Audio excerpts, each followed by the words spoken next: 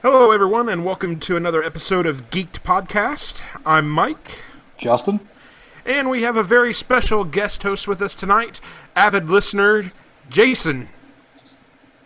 How's everybody doing? Hopefully, that was to you everything's. guys. I didn't expect the audience to answer. I was waiting for you guys.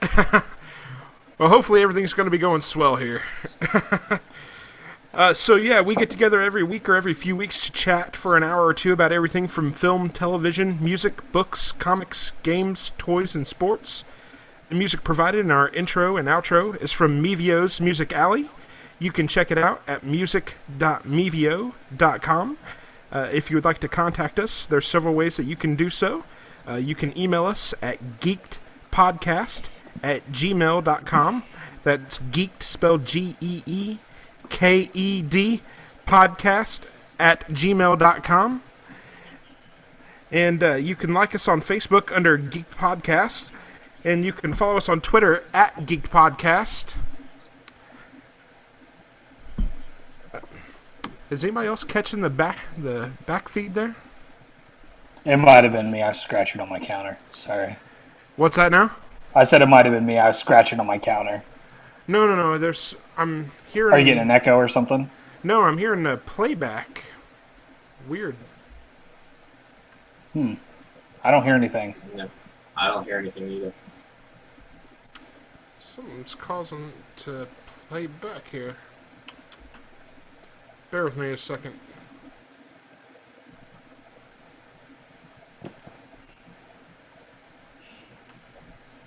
I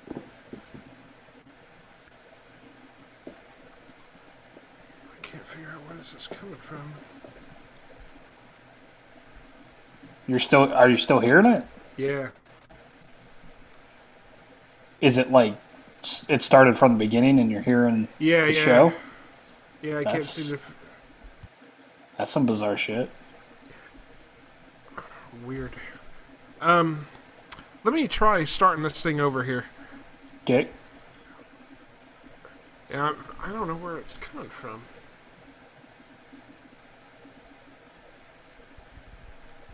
Do you have YouTube open or something? Maybe you have the live stream going in another window?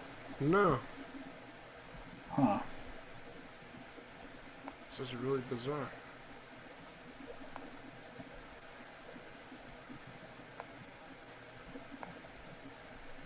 Okay, I think I found it. I think I found it. I think I found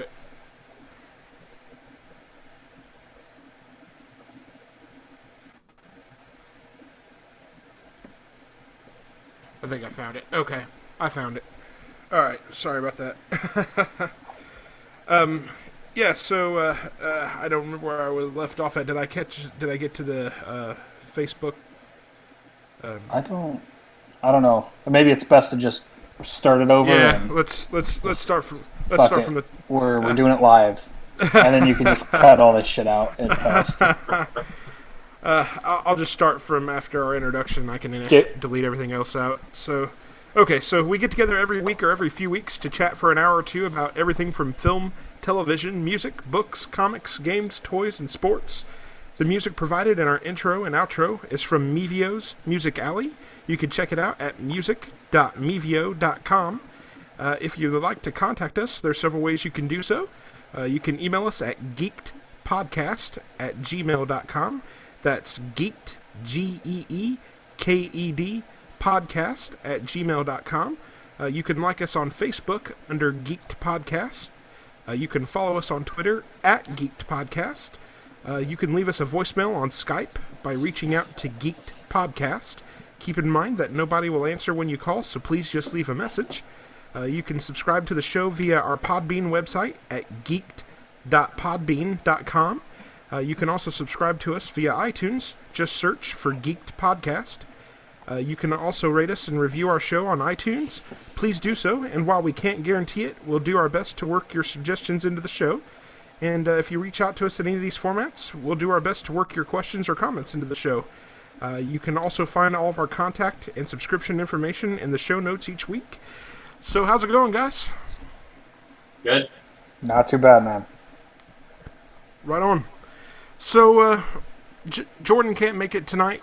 He is actually, unfortunately, has to work tomorrow, so he can't make it to the recording tonight. So we have on our special guest host, Jason, which is apropos because the basis of tonight's conversation is going to be a sports conversation. Well, we all know Jordan's not a sports fan, so though we're trying to convert him.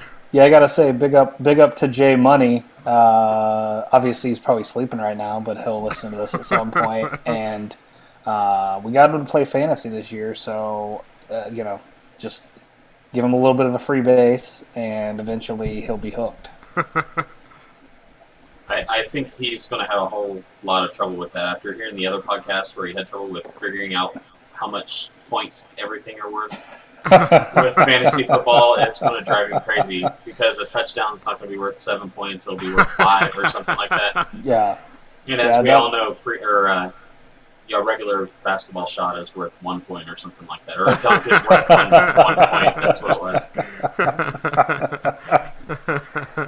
Yeah, it's hard to tell sometimes when Jordan's being facetious and being stone cold serious. I don't know if he was being serious, but I can see how it could be confusing to somebody that's not super up on the sport. I really thought he was joking at first, and then the more you guys talked, the more I just was like, this is real. And I just started laughing.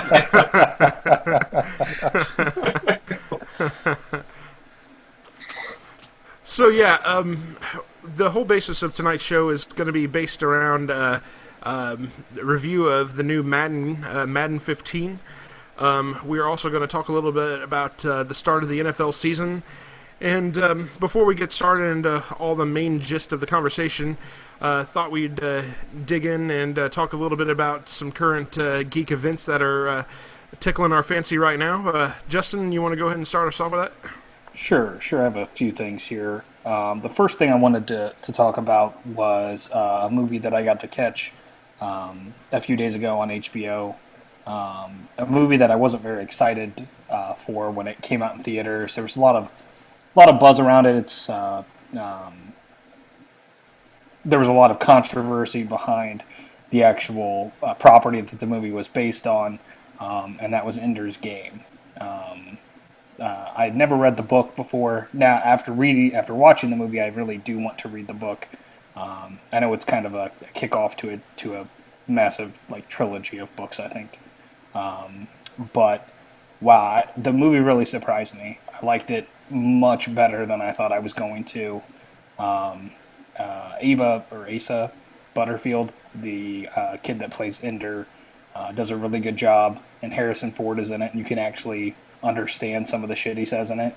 It's not just constantly no. You know what I'm saying?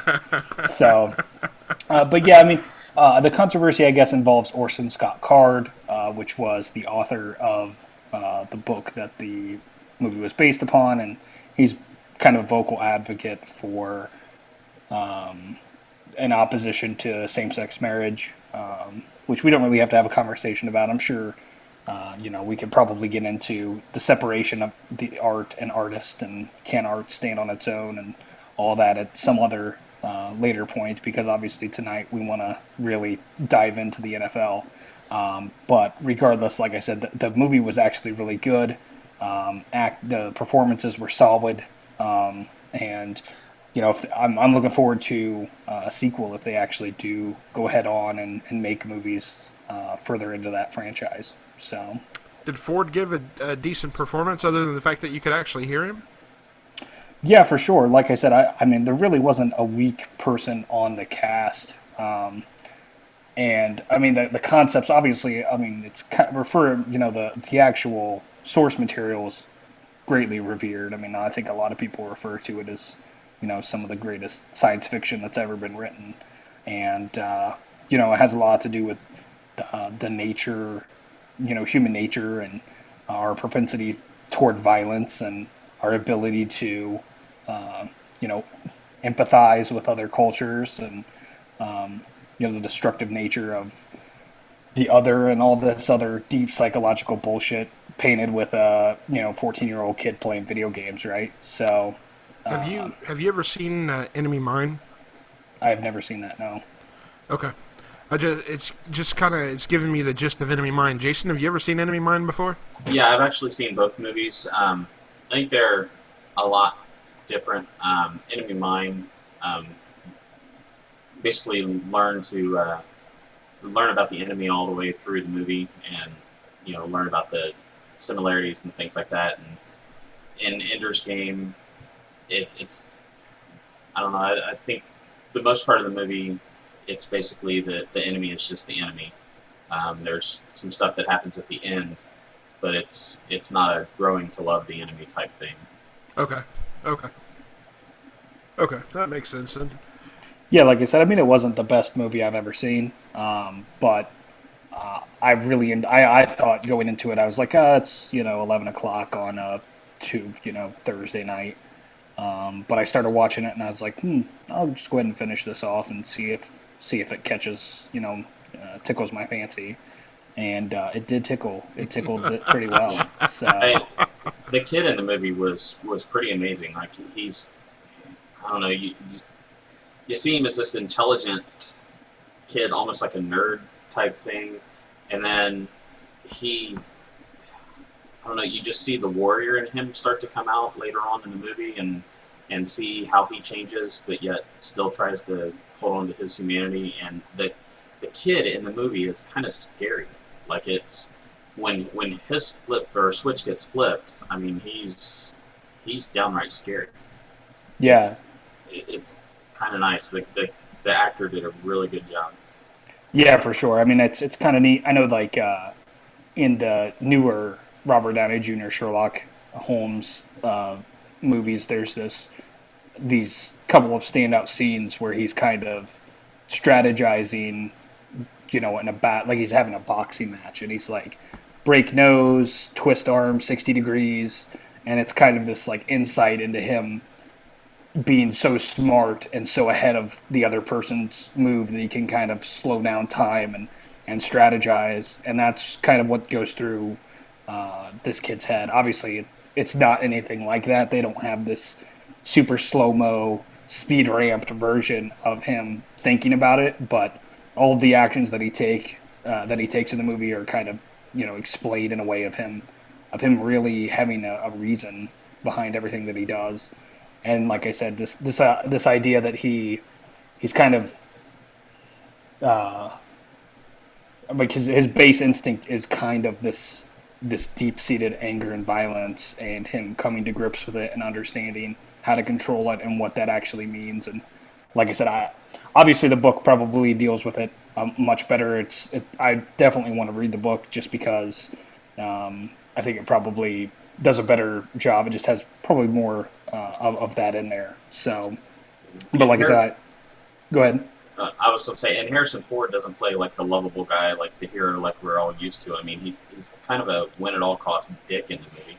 Right. Yeah, and there's some definite, twists and turns in the movie. The reveal, although it's based on a book that's like, 40 or 50 years old at this point, I did not know exactly where it was heading.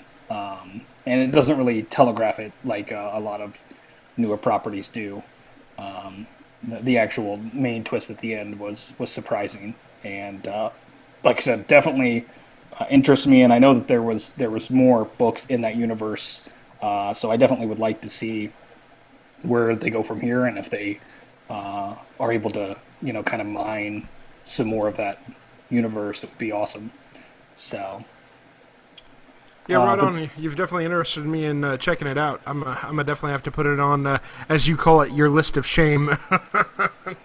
Yeah, like I said, and it's really not a super long movie, and it doesn't feel long at all either. I think the it's really well paced, and the action scenes are pretty well shot. I mean, like I said, it really kind of surprised me greatly that I liked the movie as much as I did, but I would watch it again. I mean, like I said, I really enjoyed it. So right on. Jason, you got anything? I really don't have anything for this week. I've basically been working a lot and having to deal with kids and all that. So not a whole lot for me to be able to do besides playing Madden and keeping up on celebrity picture leaks. So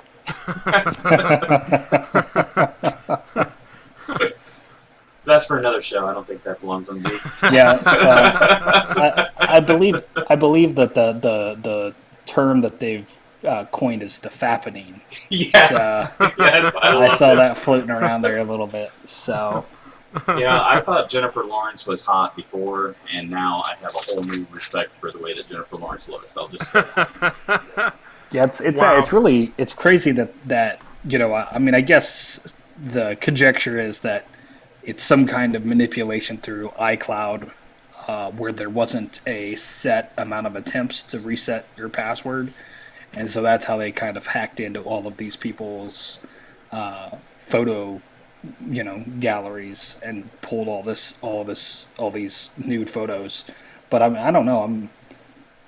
Maybe I'm a little more tapped into tech culture, but if I had nude photos of myself or anyone else, I don't know if I would store them in the cloud. I mean, to me, straight. I would think it's a little more susceptible to attacks. Not to blame anybody that had their privacy kind of violated and somebody grabbing these pictures and throwing them online, but like I said, it's just strange. It just struck me as kind of like you didn't honestly think that was something that could happen. You're storing your pictures not on a hard drive in your house that still could technically be accessed, I'm sure, remotely, and had that data pulled off of it, but somewhere in the cloud, I don't know. I mean, to be fair, a lot of people set up their phones and everything to save all that stuff, and then they just forget about it. So then, it automatically uploads to there, and some people, it may have been a calculated move. I mean, it worked for Kim Kardashian, so maybe yeah, I'm sure. Well, the whole thing is it's like supposed to be 100 some celebrities, right? And there's like maybe three or four of the names that I know. Right. All the other ones, I was like, who in the hell was that person? I don't know. Fuck right. Kim Kardashian, by the way.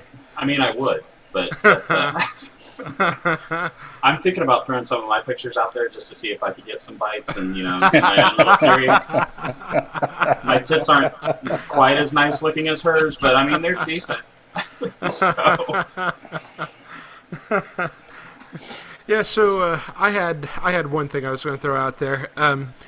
If you are a subscriber to the WWE Network, or even if you're not, I think this might be enough to want to pull you in and subscribe if you were a fan of the WWE when they were going through the Attitude Era in the late 90s. They just started running, just a few weeks ago, a documentary series called The Monday Night Wars on the WWE Network. And it is an outstanding in-depth look into what went into the decision-making and such during the whole Monday Night Wars between WCW and the WWE. It's been really interesting. It's been really insightful.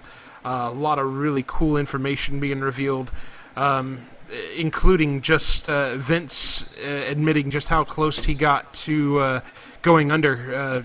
Ted Turner had him on the ropes at one point, and they were pretty damn close. But yeah, if you're not subscribing to the WWE Network, or even if you are and you haven't checked it out yet, I'd highly recommend it. It's a really outstanding series. Justin, I know you're a big fan of the Attitude Era, so I'm really pointing at you and saying you need to check this out, man, because it's outstanding. Yeah, for sure, man. I mean, that sounds like something I'd definitely be into. You said it's like a weekly documentary series or something? So it's a weekly hour-long episodic series that they're just doing the background on the whole Monday Night Wars thing. Damn. It's and you can actually watch back episodes on it because they keep all their back episodes on their catalog and stuff. So it's really cool, man. That's super intriguing to me. I mean, like I said, I don't watch it anymore, but like you said, in the Attitude Era, man, we would watch an hour of WCW Monday Nitro, and then we would tape record the rest of Nitro to watch Raw, and then the next morning we'd wake up about 4 or 5 in the morning to watch the remainder of Nitro.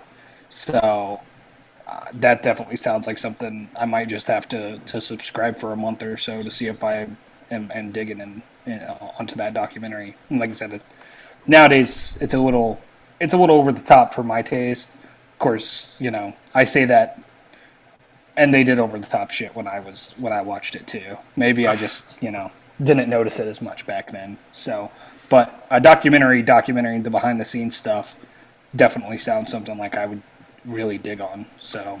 Yeah, and it's not just the documentary series that they're doing either. You can actually go in and watch old episodes of Nitro and old episodes of Raw, get all the old pay-per-views and stuff, and check out all that stuff from that era. It's been fucking cool walking back through some of that stuff, man. Yeah, no, I did get a chance to go to Raw back in the Attitude Era, and there was a big match between D-Generation X that night. Stone Cold was there. Man, at that point in time, that was better than going to the Super Bowl for me, man. It was so fun. I remember that night so well. And like I said, my heart belonged to wrestling at that point. I loved it more than anything. So I definitely need to check that out. Yeah. It's only $9.99 a month, and it's worth every dime of it. I mean, and for that you also get all of their pay-per-views and stuff, which usually those can run you, $50-$60 a month if you're a hardcore wrestling fan. So it's worth every dime as far as that's concerned. So. Yeah, so with that being said here, I think we can move into the crux of our conversation. Do we want to start out with a conversation on Madden, or do we want to talk a little about the NFL season here first? Does anyone have a preference? Yeah, no preference here, man. Doesn't matter? Okay. Well, let's go ahead and open up with a little bit on Madden then.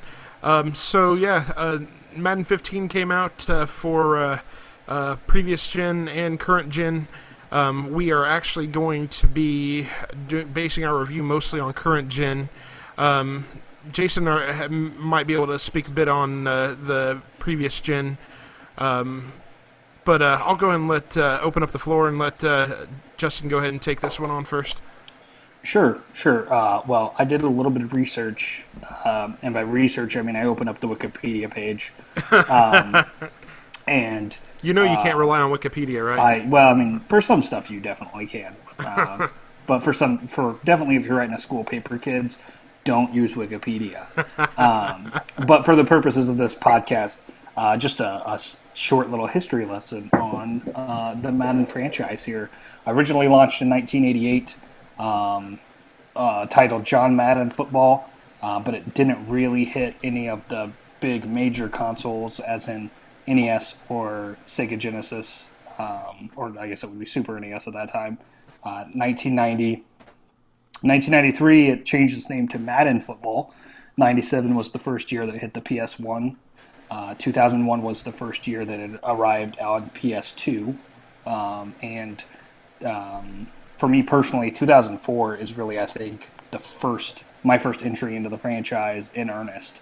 I probably played... That was Vic on the cover, right? Right. I mean, I probably played some of them before that point, but 2004 was when I really got, hooked on Madden and played it a whole lot. And then Madden 10 was the first iteration on the last generation of systems with the 360 and PS3. So, like I said, I think maybe the best way to kind of get into the conversation is just kind of talk about our relationship to Madden. Like I said, for me, my main entry point was 2004. Since that point, I've owned every single iteration. They sit on my shelf, and I've been a fan ever since that point. I never really played any of the 2K games, and I know that that's a big point of contention for a lot of fans.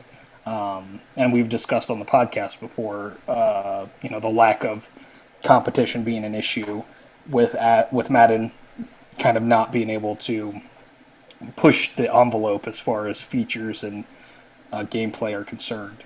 But yeah, like I said, I've been a fan, a major fan since 2004. And always been a fan of the NFL. And I love controlling the little digital characters and pretending like I'm Richard Sherman. So, what about you, Mike? When was your first kind of big arrival into the franchise, if you can recall? So it seems like my first play of the franchise came in 2001, and I believe it was Eddie George was the cover athlete that year. And my brother had bought it on PlayStation, and that was my first experience with it.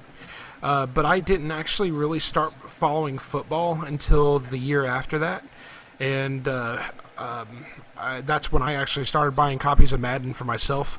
So the actual first copy of Madden that I bought for myself was 2002, and I cannot recall who the cover athlete was on it now. But I became an avid player after that, and actually I have Madden to credit for much of the reason why I fell in love with football and why I understand football so well. I don't know where I'd be at without Madden, to be honest with you. So, Jason? I don't remember ever not playing Madden. I think we lost you, man. Been around since the... Can you hear me? Now I can. Okay.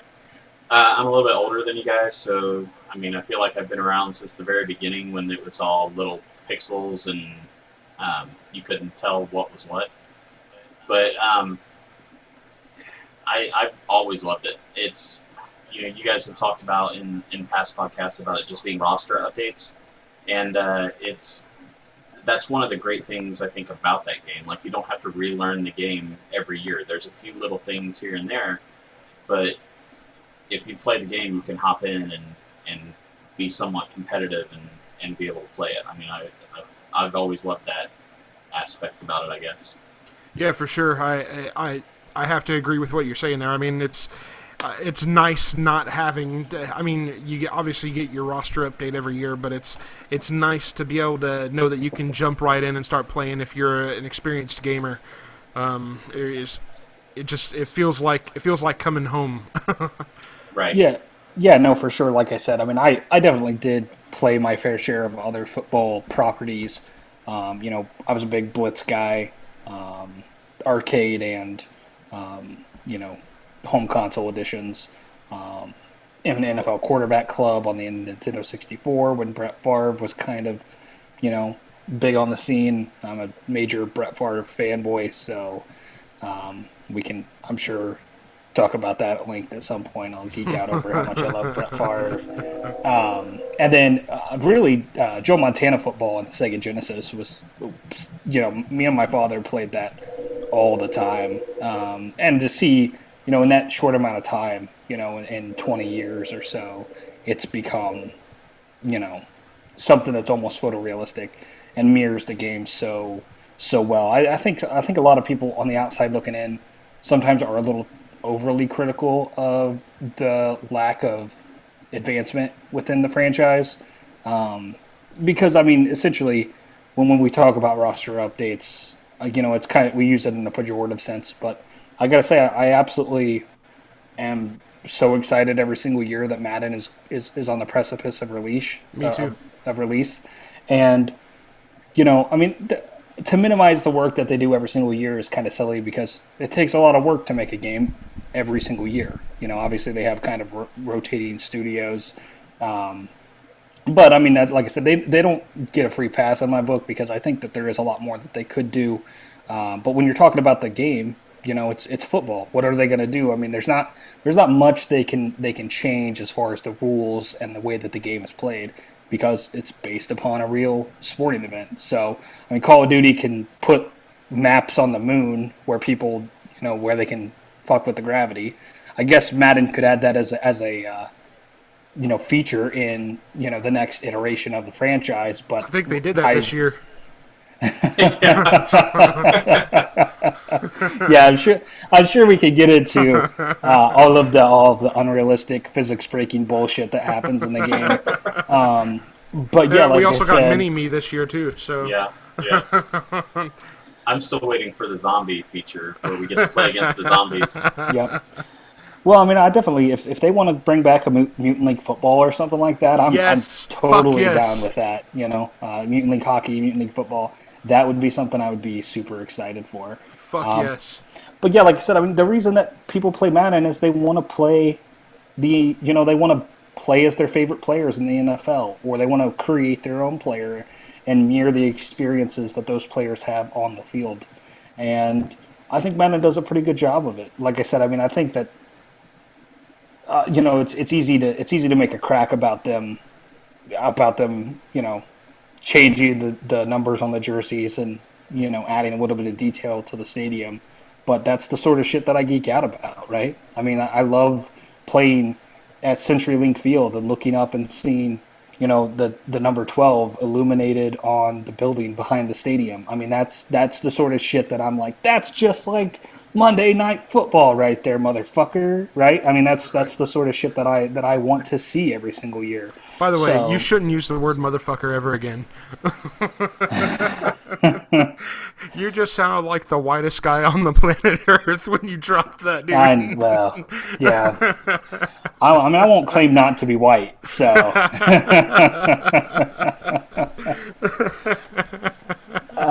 But yeah, like I said, I mean, this year is not that much different than any other iteration in the franchise. It's a leap. It's not as big of a leap as I would like, but it is a leap, and I've enjoyed my time with the game so far.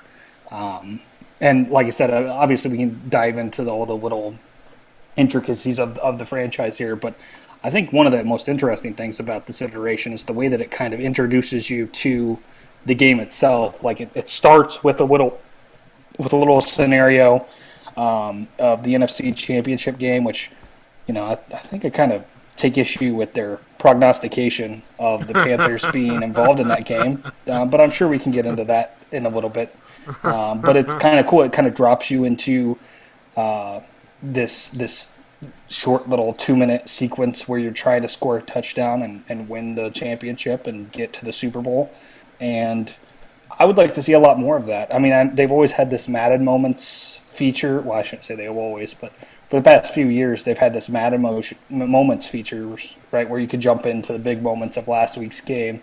And they've monetized that where you have to pay for it. So fuck EA, that's probably a running theme throughout our podcast. But I would really like to see some kind of scenario-based things. Like a couple podcasts ago, we talked about NBA 2K11 and having that Michael Jordan mode. The next iteration had a LeBron James mode. This idea that you're kind of... You mean LeBron James mode? No, goodness. I don't know if we're ever going to not mention LeBron James on this damn podcast, but we'll try. But yeah, like I said, if they could kind of craft experiences like that would be super interesting to me. But I wanted to get your guys' thoughts about how the game actually opened itself up this year. Yeah, I'll go ahead and let Jason take over on this one. Well, I think Mike and I have a lot of the same issues. It all centers around defense. The offense, it's the same, except each year it seems like it gets easier to run the ball and less easy to pass the ball. It used to be I'd have 2 yards rushing and 500 yards passing, and now if it's not 50-50, then I don't win a game, which is probably more realistic, but it's less exciting, I guess. But the defense this year, I have a lot of trouble with the defense. The offense, a lot of the same, but the defense is just, it's almost like they added too much and changed too much as far as the buttons. Instead of the right bumper being a spin move, you have to press some other button to try and time it right to do a power move against a lineman. But yeah, I guess it just depends on what position you play. I mean, I in football itself, I played defensive line. I know how to play defensive line. I don't know how to play linebacker. I don't know how to play cornerback. I have a basic understanding of it, but I go with what I know. And maybe it's different playing the other positions, but as a defensive line, it's almost...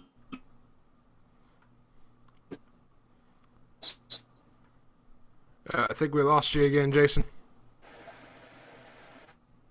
I think we lost you again. Can you hear me? Yeah, I got you now. Yeah.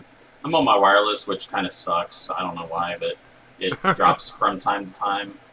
So, Finish up what you were saying there. You were talking. I don't know where you lost me.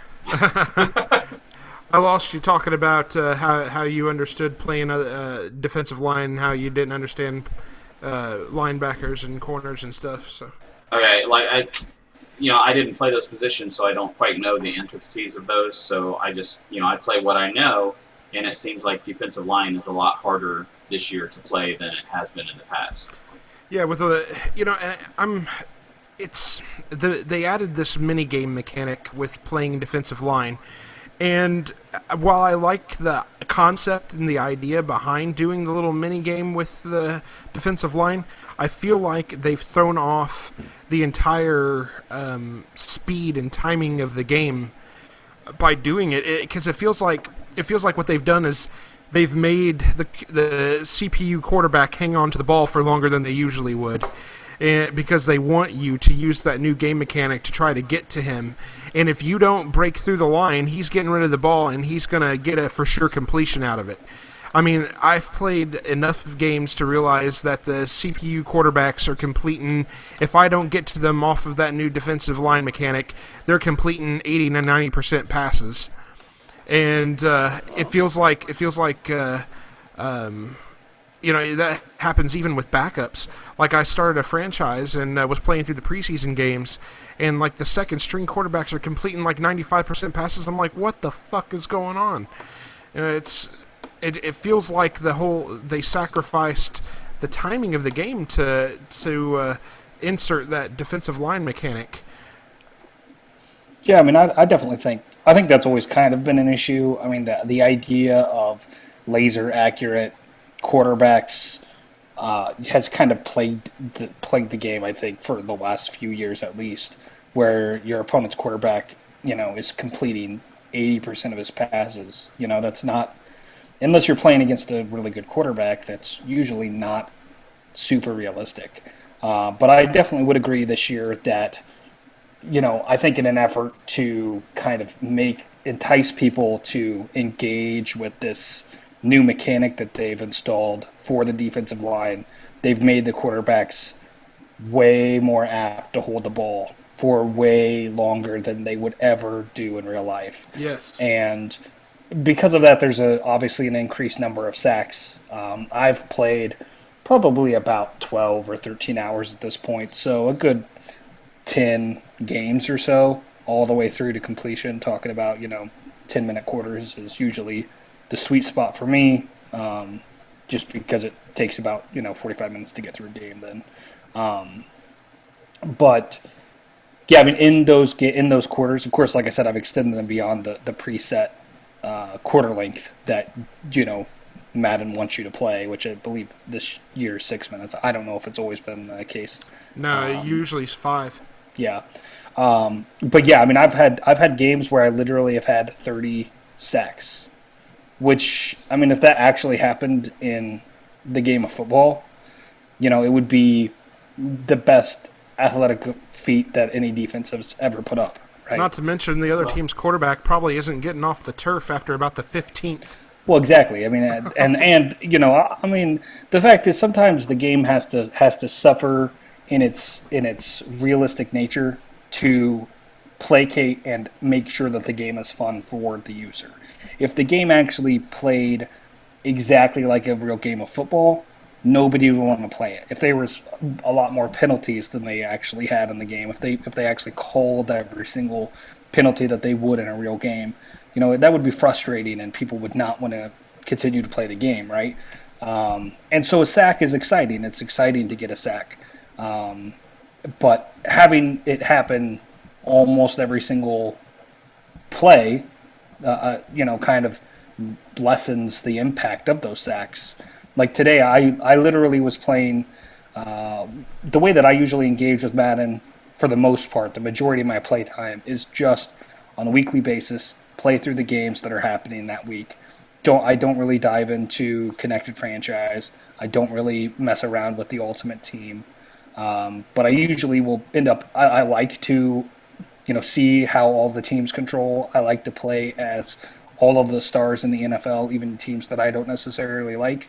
I hate the Patriots, but, I'll play the Patriots sometimes just to see, just to have that experience of playing as Tom Brady and the Patriots. But this week I was playing Chicago, and now it just left my mind who they're playing this week. Well,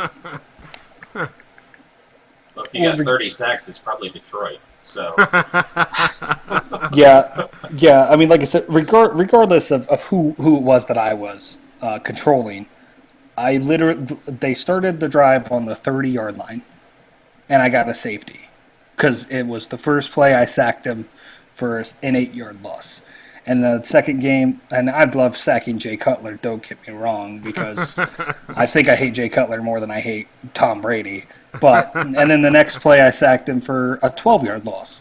And then the next play, he's literally standing in the end zone for a good 3 or 4 seconds. And my line is running over to him, and I sack him for a safety, which I still celebrated. I won't lie. I got up and was like, yeah, fuck you, Jay Cutler. But Justin's taking off his shirt. Yeah, exactly. I can see him posing in front of the TV. But I definitely understood that the game had kind of set that scenario in place. And sometimes you can feel the manipulation of the engine. This idea that we just wanted you to have an 80-yard run there, so we decided to have the defense kind of bug out and act in an unrealistic way.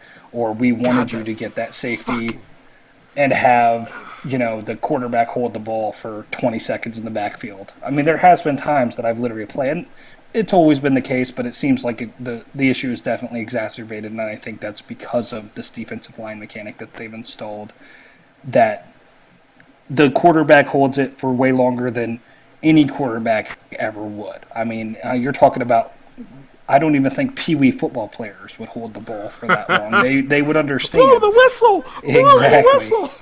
I mean, I went to pee in the middle of a play, and I came back, and he was still trying to throw the ball. I mean, it was ridiculous. And it's all or nothing with this year. It's you either sack him or they get an 80-yard run or 80-yard pass. Yes. I mean, it's ridiculous. Yes, I think they broke the secondary defense when they made this mechanic. Like, if you don't break through and get a sack, your fucking secondary has just completely broken down. No matter what, it doesn't matter if you've got the best defense in the world behind you. They break down, and it's almost 100% certainty that there's a reception coming. I cannot tell you the amount of times that I have surrendered an 80-yard touchdown pass on a 15-yard slant where my defense was just completely broken down. There was nobody there.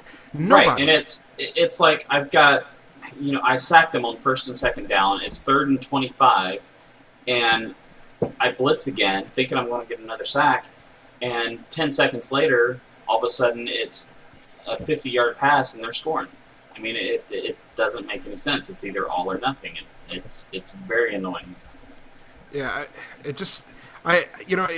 on average in previous Maddens, I probably averaged 1 or 2 defensive turnovers a game, and I probably haven't gotten an average of a half a turnover a game with this in the new way it's set up. I don't like it. I feel like they're forcing me to play on the defensive line, and that's not naturally where I like to play. I usually play safety. I'm usually strong side or free safety, just depending on where the tight end's lined up.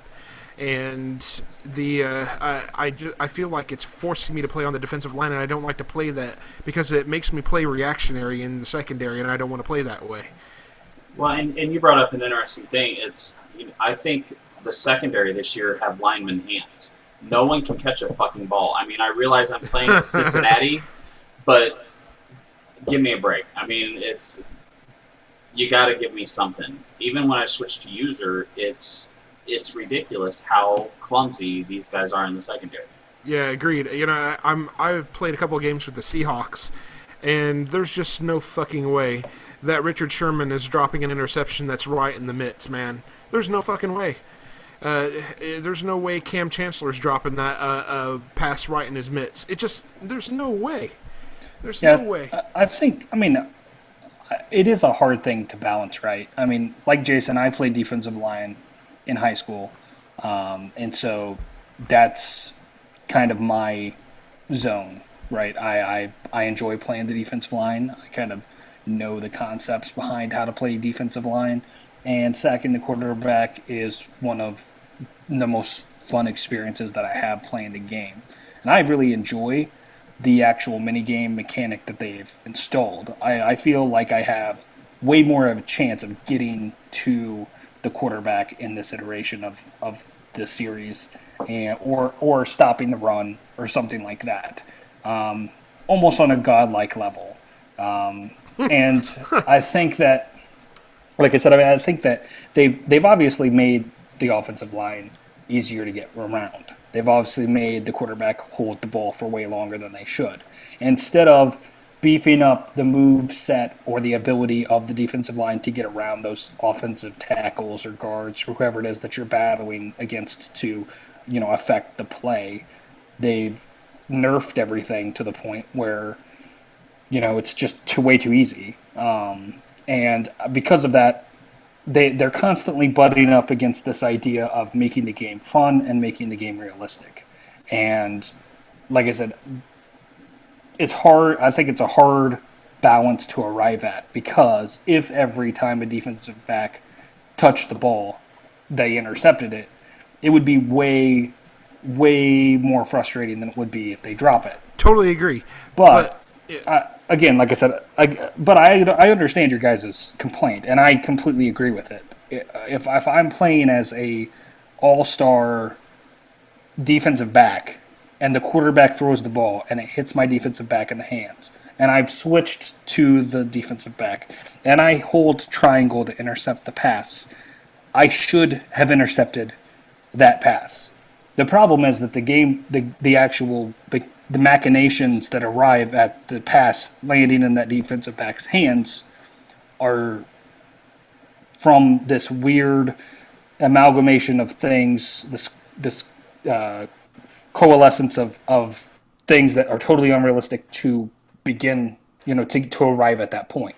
And so they have to kind of blur that line there and make it where the other person doesn't intercept the pass. And I think that a large part of that is because when you're on offense and you're playing against the defense and they warp, and if they caught every ball that hit their hands when they were on defense, nobody would play that fucking game.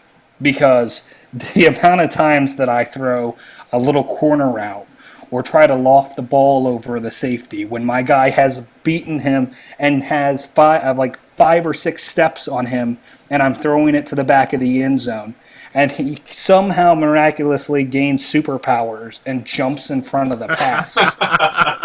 If every time he did that it was an interception, I would break the disc in fucking half. I would eject it from my system, and then I would take it outside, shit on it, and then light the shit on fire. But I mean, that brings up another interesting point. Where in the hell? When did the secondary in the NFL, as long as you're controlled by the CPU, not a user control, have a 50-foot vertical leap now? Yeah. I mean, they can intercept field goals. It's ridiculous. Well, I played a game earlier today, and I can't remember who I was or what the situation was, but I was playing it, and I threw an interception. And it probably wasn't the best pass in the world. I probably shouldn't have thrown it. I threw it at some star defensive back. I think it was Revis that I was throwing it at, right? And so he intercepts it through this miraculous, like I said, he gains superpowers. Somehow he literally came from the left hash. I was throwing it to the right sideline, and he literally, like when I hit the pass button, he was sitting on the opposite hash, and he got over and intercepted the pass. That literally is impossible. I've never seen anyone do that. I mean, unless you're throwing it, through a thing of Jell-O, and the pass is just going the slowest that I've ever seen a pass go before, in my lifetime. But I paused it and did a rewind. I believe that's all, folks. Yeah, exactly. Did a rewind of what was going on. And the game broke itself because he literally warped. as I was cycling through, I was kind of going frame by frame by frame. He warped, like the actual representation of the player on the field disappeared in one of the frames, and then reappeared a couple frames later in front of my guy and caught the pass. Well, you do know that the Patriots answered to the Enterprise, right? Exactly. There was the whole beam me up. It was like some super angels in the end zone bullshit, right? I mean, I just sat there with my mouth open like, what in the fuck was that, man? I'm just picturing Garmin doing his Christopher Lloyd impression right now.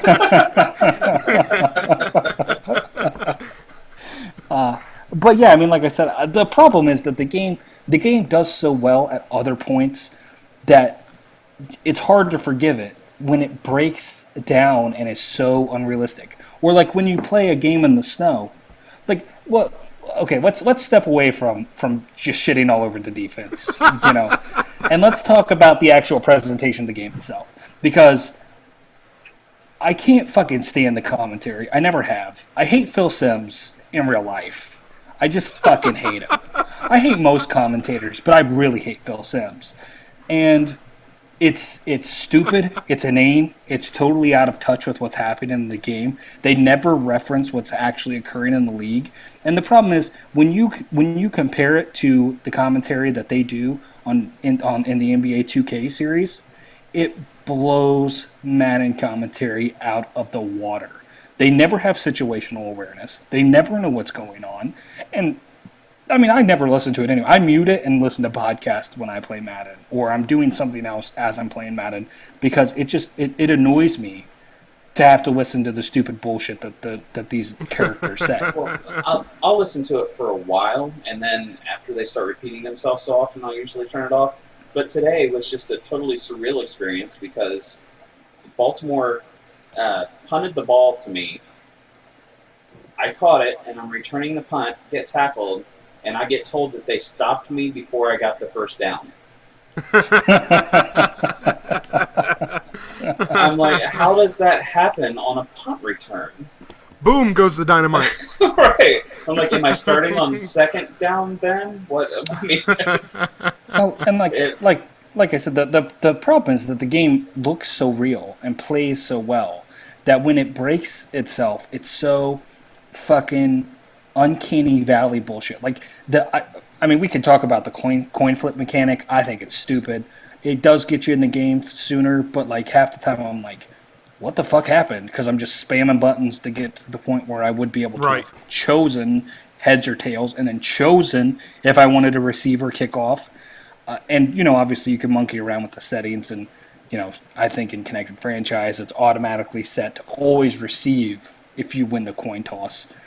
Which is, why would you not surface that to people that are playing the game and make them dive through a million menus to arrive at that? I don't know about you guys, but I always defer. I always kick off. I always like to start on defense. Right. I want the ball at the beginning of the second half. Yes. I always take the ball. Just because I'm so offensive minded, I like to go down there and score first. Like in Madden's this game for me of a sprint, right? It's not. And in real NFL, it's obviously a strategic move. If you guys are way more defensive minded, or have experience, having success that way.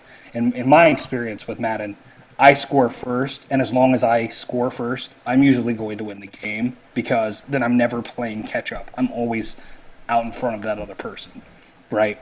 And like I said, to kind of touch on my experience with the game so far, this with Madden 15, I've beaten teams. I don't know if something's wrong with the balance, or maybe I've just, I've been touched this year and have become the best Madden player of all time. But I'm scoring 70 points and shutting the other team out. I gotta ask, what difficulty mode are you playing on? I play on All Pro. I would never touch All Madden, because it would just frustrate the hell out of me. So I'm baffled here, because I can't play on All Pro or All Madden. It's just the CPU just gets too cheap on anything above Pro, in my opinion. But even at that, even playing on pro, I'm a guy that's used to playing Madden and scoring, 42 to 56 points a game. And this year, I'm actually scoring less and getting less yards than I've ever gotten on any Madden. And I'm fine with that because I actually feel like it makes it more realistic. It's almost like Madden has forced me to slow down. And I'm fine with that. It's more realistic. So I'm only averaging maybe 21 to 28 points a game now, which is a lot more realistic. It's just, I'd like to know what the hell you're doing. Have you messed with the sliders? Nothing. I'm playing on, factory settings here, completely stock settings. And like I said, I'm like you. I play on All Pro. I usually score in the range of 30 to 45 points a game, usually. And this year, like I said, I literally have been beating teams 70 to 3. And I don't understand what I'm doing differently. I don't know if the game is just balanced differently. And I've played with a variety. Like I played the Tampa Bay. Who the hell did they play this week? I need to pull this shit up because obviously we're going to talk about the NFL here after we're done talking about Madden. I need to not keep on saying, oh, I played this team. I don't know who they're playing. Regardless, I played Tampa Bay today, and I scored. I had 5 rushing touchdowns and 5 passing touchdowns. How that would never fucking happen. That would never happen, and it does. It frustrates me because I want the game to be played. I want it to be closer to real life as opposed to some kind of arcade bullshit. Every time I throw the ball, it's a touchdown thing. Like that should happen maybe once or twice a game to make me have a good time with the game. It shouldn't happen every single damn time I touch it. And like I said, obviously I'm still relatively new into the game here. I think all of this is kind of really fresh first impressions here that we're having with the game. Maybe it'll bear itself out. Maybe there is some kind of balance issue. Maybe I'm, ganking the system in a way that I'm not aware of. My favorite I play is the Seahawks, which probably is a cheat in and of itself most of the time. If I'm playing just to play a game real quick, I'll pick the Hawks because I like the ability of a rushing, scrambling quarterback, and everybody on that team's got pretty high ratings.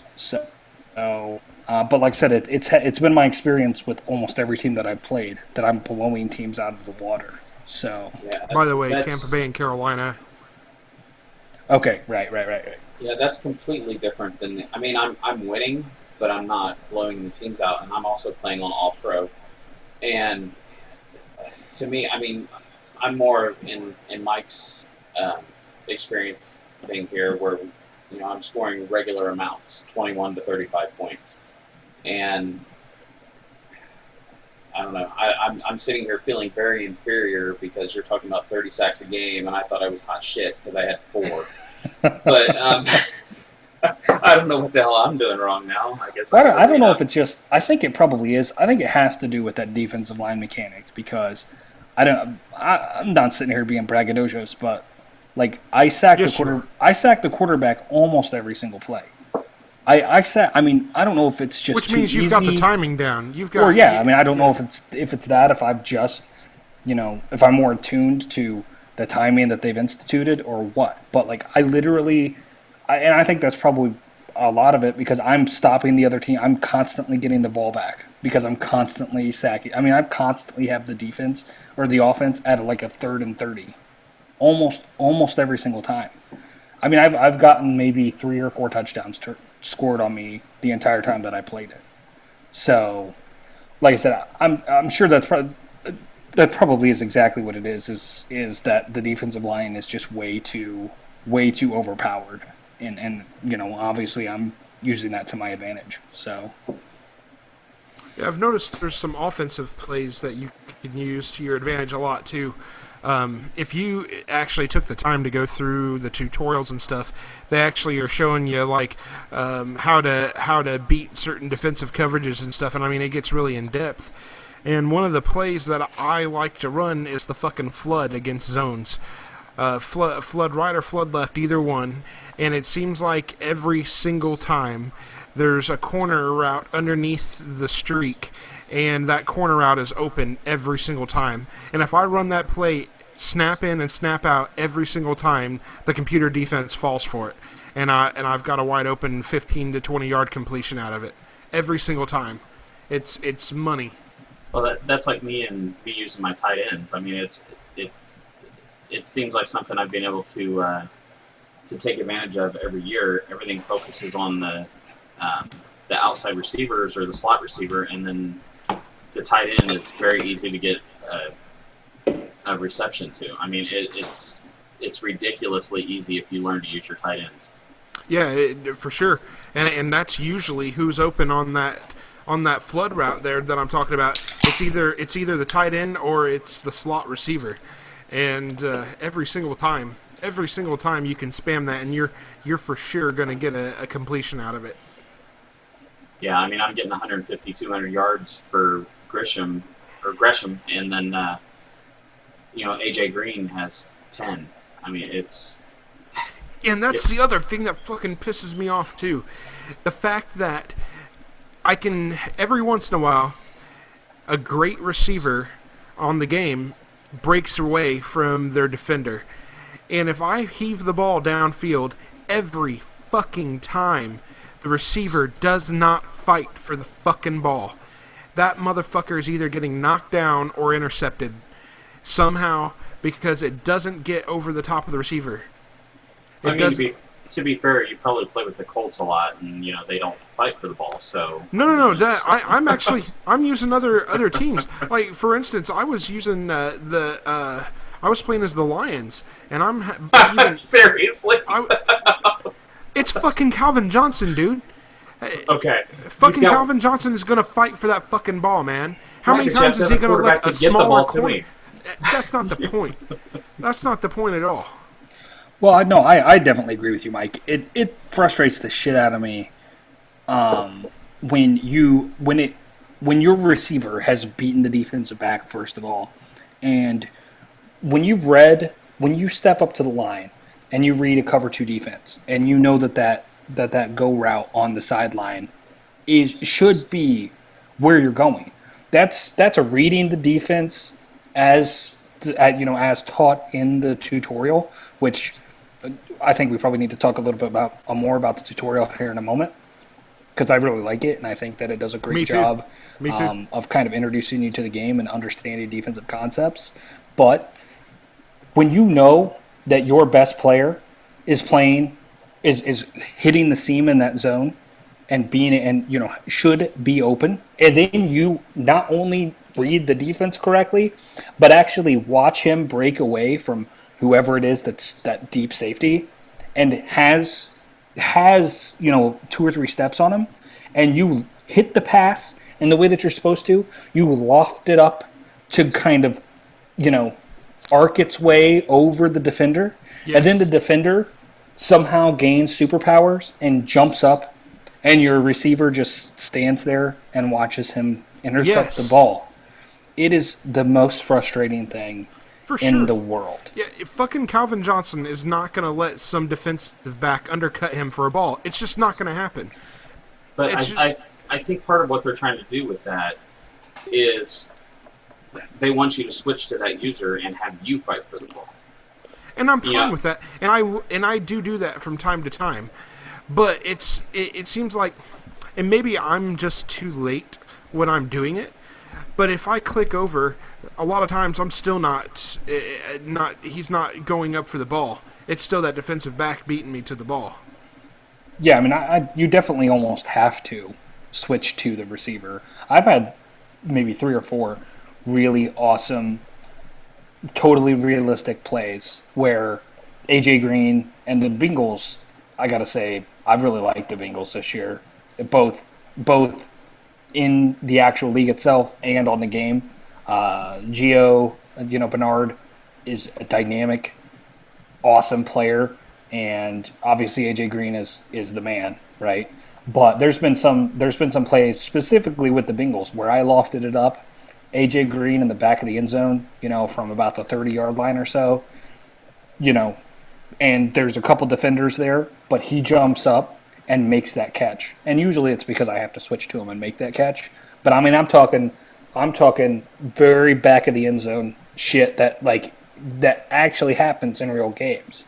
But the problem is that's few and far between. I mean, obviously they have to put measures in place where users aren't constantly running vertical routes and constantly scoring touchdowns. No, and I totally agree, and that's why I'm saying. But it has to work some of the time, right? Yes. I mean, it has to be a viable option. Otherwise, Yes. nobody uses it. Then you start using a whole bunch of underneath crossing routes, which and that's all usually I'm is what I spamming. do.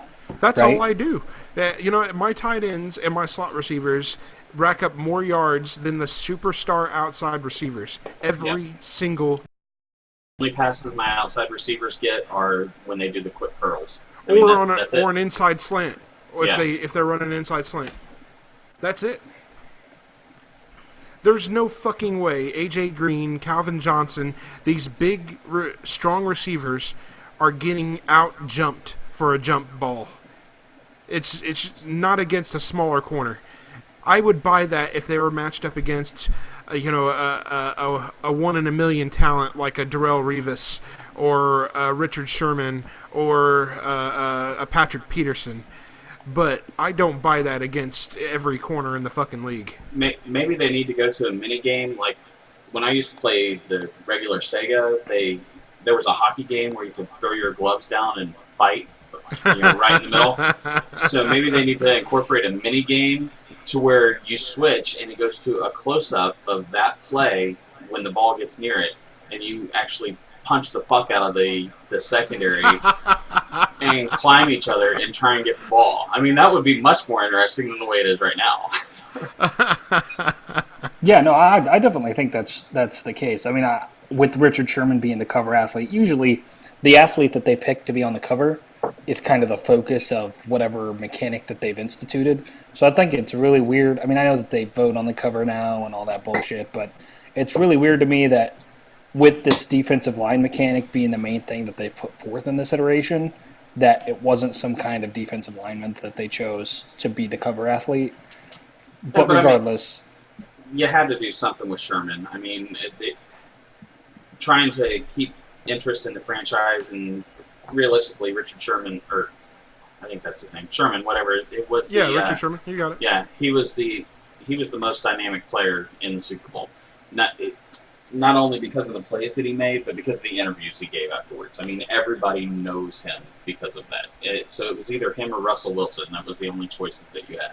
Oh yeah, I mean, I don't. Like I said, and while I sometimes loathe Richard Sherman, I'm a big Hawks fan.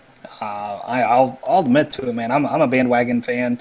I jumped on that wagon when they drafted Russell Wilson. I really like Russell Wilson. That explains why you keep riding LeBron's dick all over the place. I fucking well, that's not true because I've liked LeBron James. I've liked LeBron James since his entry into the league. I mean, I was a Cleveland fan when he was in Cleveland. That dick has been planted firmly in your ass the whole time. I'm just saying, man.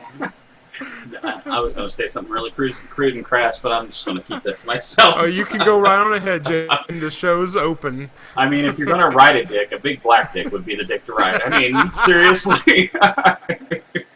Yeah, and especially a big black dick worth millions of dollars. I mean, exactly. I'm telling you right now that I would let LeBron put it in my ass if it meant that he would give me just 1/100th of his wealth. I would take that. Like, I'm a whore. It would take like $300,000 and I'm in. Right. I mean, it was, I was a very, very low level here. I mean, and I don't even like LeBron James. I think he's a fame-hungry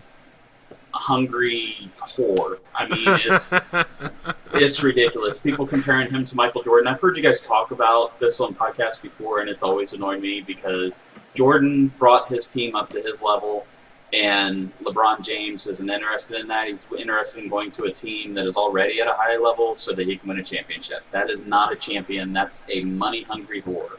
I totally agree with you, Jason. Well, I mean, I don't want to, really get into it on this podcast because obviously we're talking about the NFL, but I disagree. It's a conversation we should probably have at a later date and time.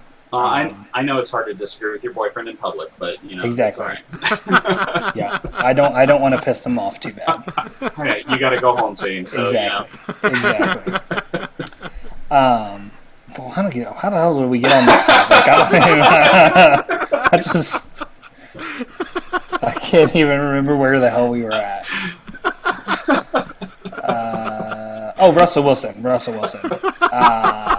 Wilson. I really like Russell Wilson. I think Russell Wilson is poised this year to be a top 5 quarterback. He's set to be better this year. He played better in the preseason. He played well on Thursday night. And like I said, of course, we're going to talk about the NFL here in a little bit. But I really am a big fan of the Hawks.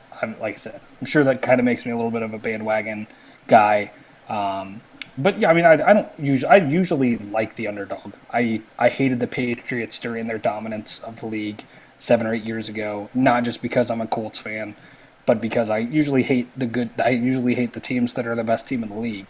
But for some reason, the Hawks just kind of struck a chord with me last year. So yeah, it's odd how it's not easy to hate the Hawks. Right. I mean, I think it's probably because they haven't been so good for so long that you see the process of them rebuilding and not just being, the dominant team year after year after year. They're not the Yankees of the NFL. They're, the Red Sox that haven't won since 19 whatever, and have, finally redeeming themselves. Yeah, I mean, I think that the city deserved all of the hype and accomplishment that the team provided them last year.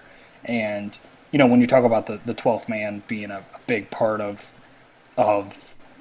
what they accomplished and what it means to that fan base, like I said, they make it easy to hate them because they have such loud, boisterous players that deliver interviews like it's fucking Monday Night Raw. But the thing is that they back it up though, dude. Oh, that's the thing. But shit, yeah. There is no other defensive secondary that comes close to the LOB. Oh yeah, I mean, I like I said, I'll lavish praise upon the Hawks here in a little while when we talk about the NFL. But yeah, like you said, they deserve a spot when you're talking about greatest defenses of all time, defensive units. They deserve a spot on that list. So, but yeah, I mean, like I said, I've enjoyed the game this year. Obviously, there's still issues with the game. A lot of legacy issues.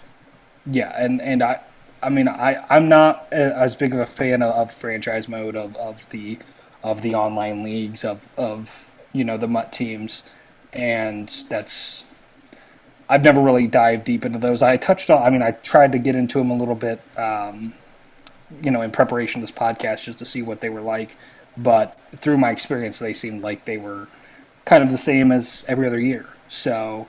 And that's, of course, not speaking about online leagues because I don't really know a whole bunch of people that want to participate in a, super intensive online franchise mode. So, I always play offline franchise, and they have not done anything to the connected franchise mode that's made me go, oh, great, they did this, and they made a great change with it. There's been no improvement to franchise mode at all. You know what? Go ahead. I'm sorry. No, go ahead, Jason. I've noticed some of the things that they're missing this year. And actually I think it's been missing the last couple years. But I enjoyed, I got to the point where I was beating the computer all the time. So basically I was playing against myself. I was setting a goal of I'm scoring 2 touchdowns or 3 touchdowns a quarter. I am basically setting NFL records. And then they also had the little things that you could set, like have a running back rush for over 100 yards, have a running back rush for over 150 yards, and you would get experience points or whatever for that. Yeah. And I'm not seeing that anymore in the last 2 or 3 years, and it's kind of annoying to me because when I actually focus on a rushing game, I want to get over 100 yards, and I want that recognition for getting over 100 yards, and you don't get it anymore. Have two receivers over 100 yards receiving. I mean, they've done away with all that stuff, and it's kind of annoying because I'm not getting any kind of. I mean, I'm, kind of like LeBron. I want that recognition. I want that championship, and if I'm not getting praised for it, then it just it's kind of annoying. I want that pat on the back at the end of every game.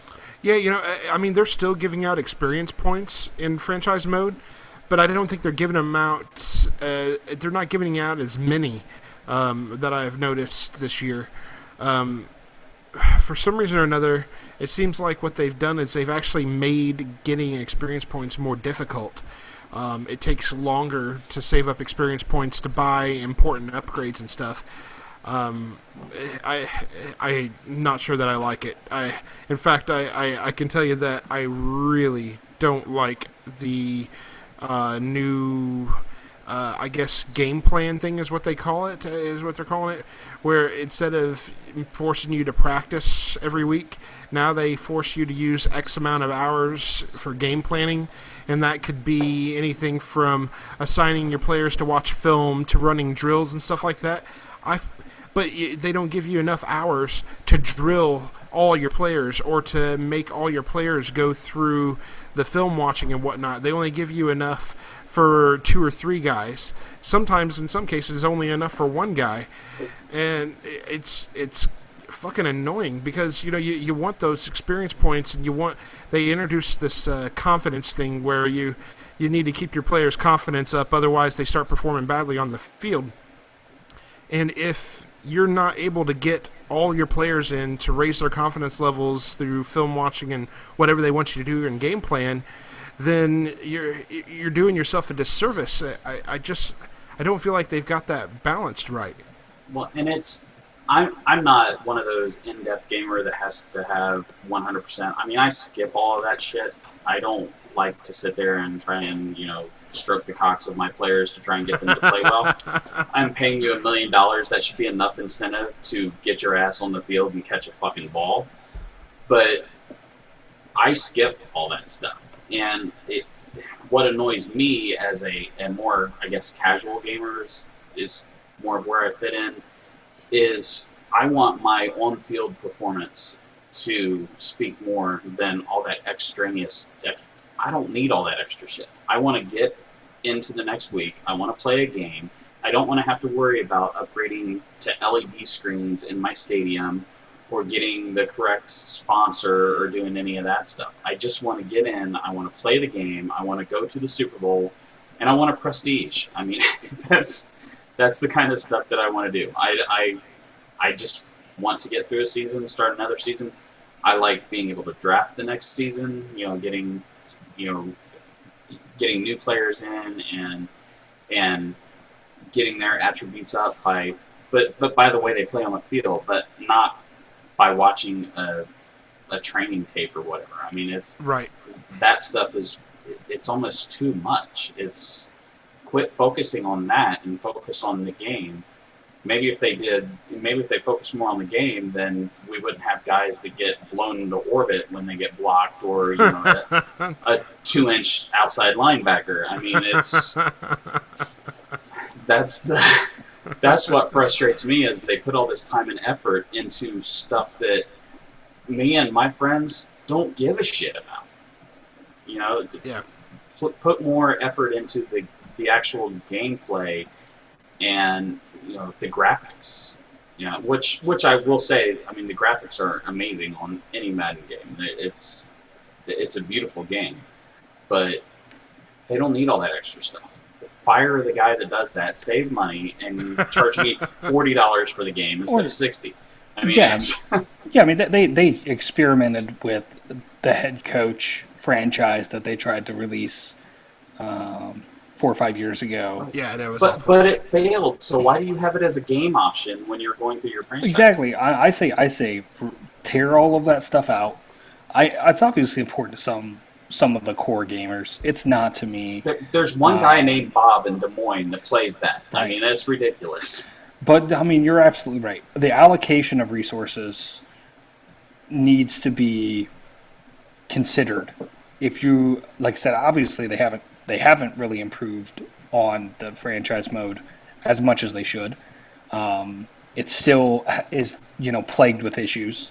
New issues seem to have presented themselves this year in the removal of practicing and this idea that you press a button to make your quarterback more confident. I don't understand how that translates to any kind of verisimilitude of how the actual NFL works. Right. You know how you keep a quarterback confident? You tell him you're going to trade him if he doesn't do his fucking job. Well, but to me, Madden has always been I've always enjoyed my experience on the field, and that's where I want them to spend most of their resources. Get some different commentary, hire somebody that specifically animates the sideline people or the crowd. Make it a little more dynamic, because like in NBA 2K this past year, there were times that it didn't work exactly the way that it should, but the dynamic crowd noise was super immersive. Like if you got on a run, they would get progressively louder and louder and louder, or if you made a big play, the crowd would cheer. In Madden, I think that they have some kind of lip service to that mechanic, but it's not. When I play in Seattle, make it so that the other team can't audible or something, Yeah, do you remember? I'm sorry, I don't mean to cut you off. Oh, you're fine. Did you ever play any of the NCAA football games, Justin? Oh, yeah. Do you remember a few years ago when they had introduced that mechanic where if you went to a rival school's building, like if you tried to look at your play art and stuff, it would be shaky and stuff, and you couldn't really tell what was going on, and the crowd was super loud and stuff, and they were trying to give you that illusion that you were in a hostile environment and stuff. I thought that worked beautifully, and they could totally do that with Madden, especially at a place like CenturyLink Field. But they tried to do that with Madden one year. Like I remember, as a home team, you could quiet the crowd, but I don't think they expanded on that enough. Like it was a 1 year thing, and then they just abandoned it. But I mean, that's one of the key elements to the game. That 12th man when you're playing any sport. I mean, I've been to UK basketball games. I don't know how the hell anybody goes into that arena and plays against UK. I don't know. Cleveland sucks, but I don't know how anybody goes into the dog pound and doesn't get rattled with their fans there. I mean, the 12th man is a huge advantage. Right. They need to try and figure out how to bring those elements in instead of sitting in the classroom watching training films. I 100% concur, and I will say, I know that obviously we'll never probably see a strong NCAA football title again, but man, I really wish that there was an NCAA basketball game. I so pine. Again. What's that? I just said we're going off topic again. I know. But yeah, I mean, like I said, I think that they need to allocate resources better. They need to make the experience of the game more realistic. Like, hire one person that looks at the fucking people on the sideline and makes them act the way that people act on the sideline. Like, don't have me able to set the game to a heavy snow and then have people on the fucking sideline in shorts. I understand that they're not a big part of the game, but it's annoying to me when I go to an instant replay or watch some kind of game clip, and what's happening on the field is really cool, and I'm Marshawn Lynch and I spin out of a tackle and then I juke to the right, and then I look behind him and they got Joe character number 12. First of all, there's like 7 of them on the sideline that look exactly the fucking same in their cheesy fucking like sweater vest and khaki shorts in the middle of the fucking snow, just standing there, not animated at all, not like excited. Like when somebody scores a touchdown, have the sideline go fucking nuts. I mean, have make it more like the experience that I see when I turn on my TV on Sunday afternoon, evening, Monday night. I want that to be better. And, at this point, Madden has not been delivering on that. Yeah, by the way, you're bitching about guys on the sidelines wearing shorts, man, but what about them crazy bastard fans that go to winter games wearing no shirt and body paint and shit, man? Well, I mean, yeah, like I said, I think more work could be done to make the crowd more dynamic and to make the crowd noise more dynamic and to change the way that the crowd impacts the game and to and to make it more of a immersive experience. I want to see fans with beer guts with their team names written across their chests. Yeah, I mean, and that's another thing. Like, the animations are. Jason. Okay, I'm back. I don't know what the hell happened. It just completely froze up there. Yeah, but I don't want to see Andrew Luck acting like doing the fucking worm after he scores a touchdown. I don't want to see Peyton Manning, doing the moonwalk. Like, make animations make sense. Make the players act the way that they do in real life. I just cannot fucking stand this. I mean, and it's to a certain extent it's shorthand. To a certain extent, it's most players celebrate, right? Well, some players fucking don't. Like, some players don't do the stupid bullshit that they have, and as soon as they do, I'm like, that player doesn't fucking do that. He never would do that, and it's annoying to me that you're having him do that in the fucking game. Isn't it illegal to do anything this year? Yeah, it's truly become the no fun league this year. Yeah. I'm just curious with Madden when they're going to incorporate the beat your wife mode. I mean, that's cold. That man. Just, I mean, cold, seriously, man. You only have to set out 2 weeks. I mean, I guess they have new rules and regulations now, but you only have to sit out 2 weeks. So, I mean, it'd be a fun little side game. There's, that's cold, man. There could also be the smoke a joint with your friends and get suspended for a year. And go get hired at a burger joint. Right, like, the more times you press X, the more times you inhale. I don't know.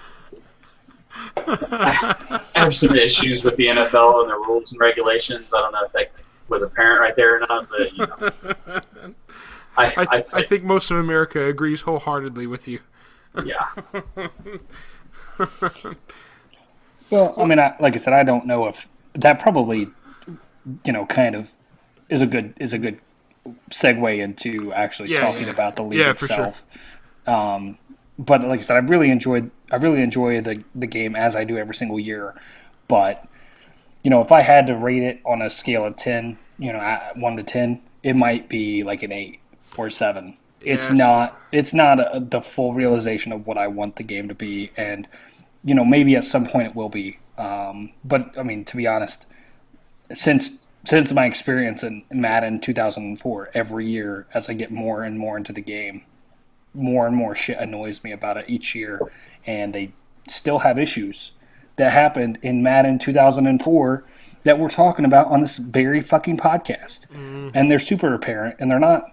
It's probably not a super easy fix. I'm not saying that they haven't attempted to try to fix some of the issues, but the issues are still there, and until they fix them, it's not a 100% great game in my book. But for the amount of money they're getting paid to make this game, 10 years is long enough to fix an issue. Yeah. Oh, for sure. And it's.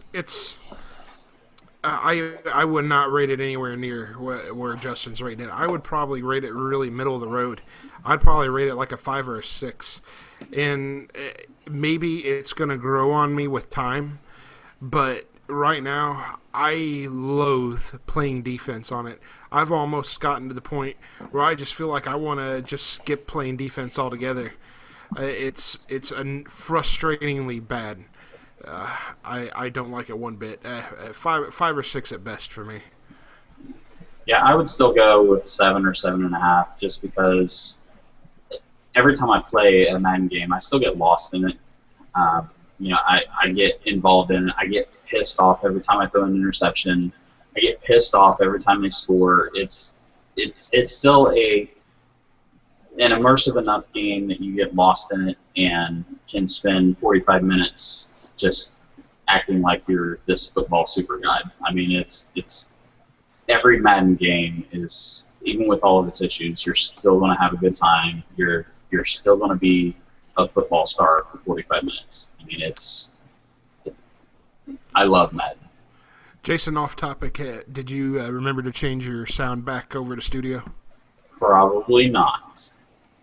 Well, while Jason takes this opportunity to changes audio settings. I will say it's funny. It's weird to me that Mike especially has had such the opposite reaction. Most of the time, defense to me is something that I would rather sim past, and sometimes I have sim past it. But this year, I've enjoyed the defensive side of the ball more than I have, especially in the last few iterations of the game. And maybe it just has to do with that defensive line mechanic. I really dig it. It is a little too overpowered, but I feel like I have more of a significant impact on the play as opposed to switching to a defensive lineman, kind of fighting with the offensive lineman that's blocking me, and then hopefully switching to the defensive back and try to intercept the pass if they've passed the ball. See, I never even dicked with playing defensive line, ever. I always just played in the secondary.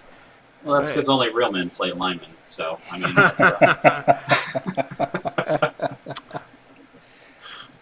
All right, yeah. Anyway. So I think, it's probably a good spot to go ahead and transition over to a conversation on the NFL. I thought it might be fun to maybe prognosticate a little bit about division winners for this season, who we think are going to be the division winners, who we think is going to be in the Super Bowl, who we think the champion is eventually going to be. I thought it would be a fun conversation. So, Jason, why don't you go ahead and take us to start off with? Well, give us your division winners. Of course, I think the Bengals are going to win it all. You're dreaming. Yeah. Your quarterback's got to learn to win in the playoffs first. Well, I think actually the Bengals will go to the AFC Championship game. I think they're. I don't really know. Like I'm thinking. I mean, we talked about this earlier. I think the Broncos are always a strong team. Just any team that Peyton Manning is on has to be considered for a championship game. I mean, like I told you before, if he was the only player on Detroit, they would still be picked to win the playoffs. I mean, you can't just, he is so awesome that you put mediocre players around him, that team has to be considered for contention. And so I think the AFC Championship game is going to be the Bengals against the Broncos. I don't know who's going to win that. Judging by past experiences, probably the Broncos. But on the NFC, after seeing the Seahawks play on Thursday, I didn't watch the whole game, but after seeing them play, I mean, they don't make a lot of mistakes. They are just beasts and so mechanically sound that I don't know who's going to be able to beat them this year. Yeah, I don't see a more well-rounded team in the NFL. I really don't. If the 49ers weren't plagued with suspensions and injuries right now, I'd say they'd probably be the closest thing. But right now, they don't even get close. Right. The Seahawks are the most well-rounded team in the NFL. I'm looking at the NFC, and even the teams that I would consider good teams aren't that good this year. I mean, I think the Seahawks just win by default. Like there is not another great team in the NFC right now. I mean, if I had to pick another, a second team in the NFC, it would be probably either the 49ers or the Packers. And like I said, I just had it on the background, but I'm pretty sure Seattle beat the hell out of the Green Bay Packers on Thursday. So. They at least did in the second half for sure. The first half was a lot more competitive. Then Seattle came out and just said, okay, we're done fucking with you, and just destroyed Green Bay in the second half. So I don't see anybody beating the Seahawks in the NFC. Justin? Yeah, I mean, I definitely I agree with Jason's ideals about the Cincinnati Bengals. I don't know if they'll quite make it to the AFC Championship, but I think that they are a strong contender this year And I definitely think this is the year that they at least win a playoff game. Like I said before when we were talking about Madden, I think Giovanni Bernard is a super dynamic player. We saw flashes of it last year, and I know Jeremy Hill has come in, and they're thinking that he's going to supplement short yardage and goal line situations there. But Andy Dalton is not a top 5 quarterback. Starting to lose you, Justin. Are you there? Yeah, I'm here, but we're losing you. Your audio is breaking up really bad. Is it better now? Yes, much better. Okay. Start over from the beginning there. Like I said, I think Giovanni Bernard is a super dynamic player. I think Andy Dalton is a better than mediocre, less than great player. But with some of the receiving talent there, especially AJ Green, which I think AJ Green, right behind Calvin Johnson, is probably the best receiver in the NFL. I mean, there's quite a few contenders there at that point. But I think they definitely win the AFC North. The Steelers, I think, are going to suck. The Ravens, I hope, are going to suck. And the Jesus, what's the other team in that division? The Browns, they're not really a team. It's the Cleveland Cheerleaders. Yeah, the Browns are going to suck, and I can't wait for Johnny Football to fall on his face this year. Here's what I want more than anything for Johnny Manziel. I want him to fucking go into Pittsburgh and score a touchdown and do this fucking shit.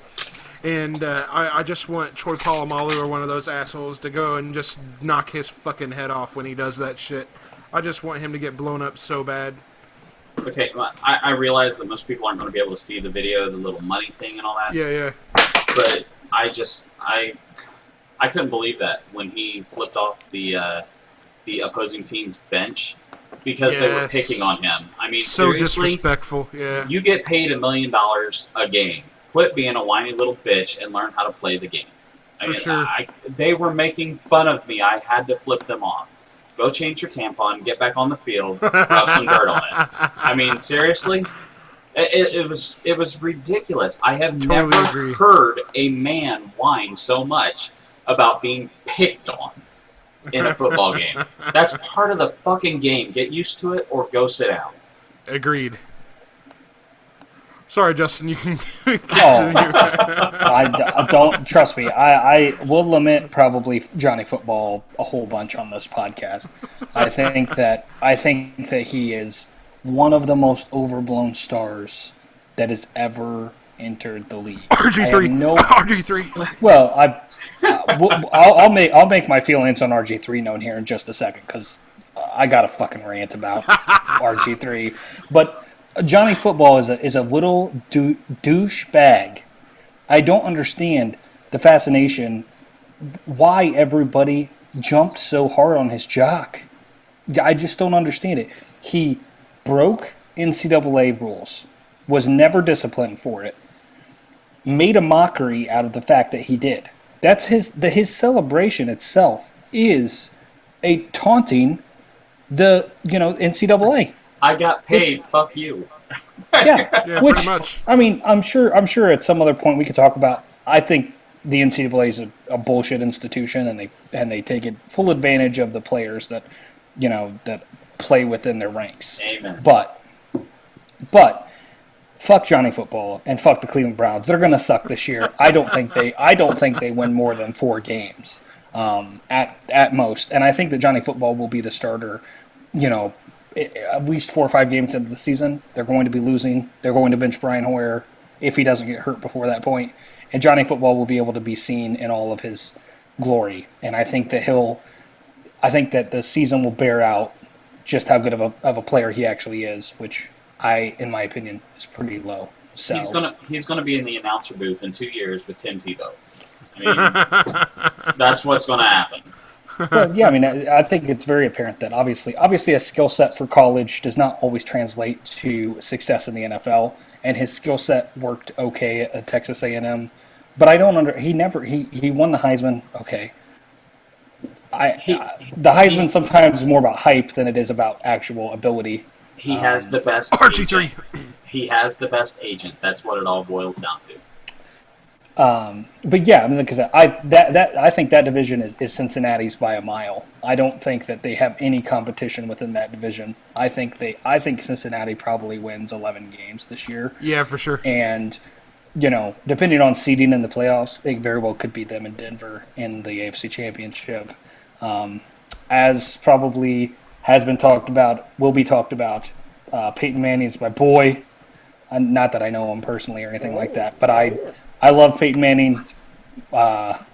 Exactly. It's kind of disturbing how well you mime sucking dick. I mean, it's almost like you've done it on a regular basis.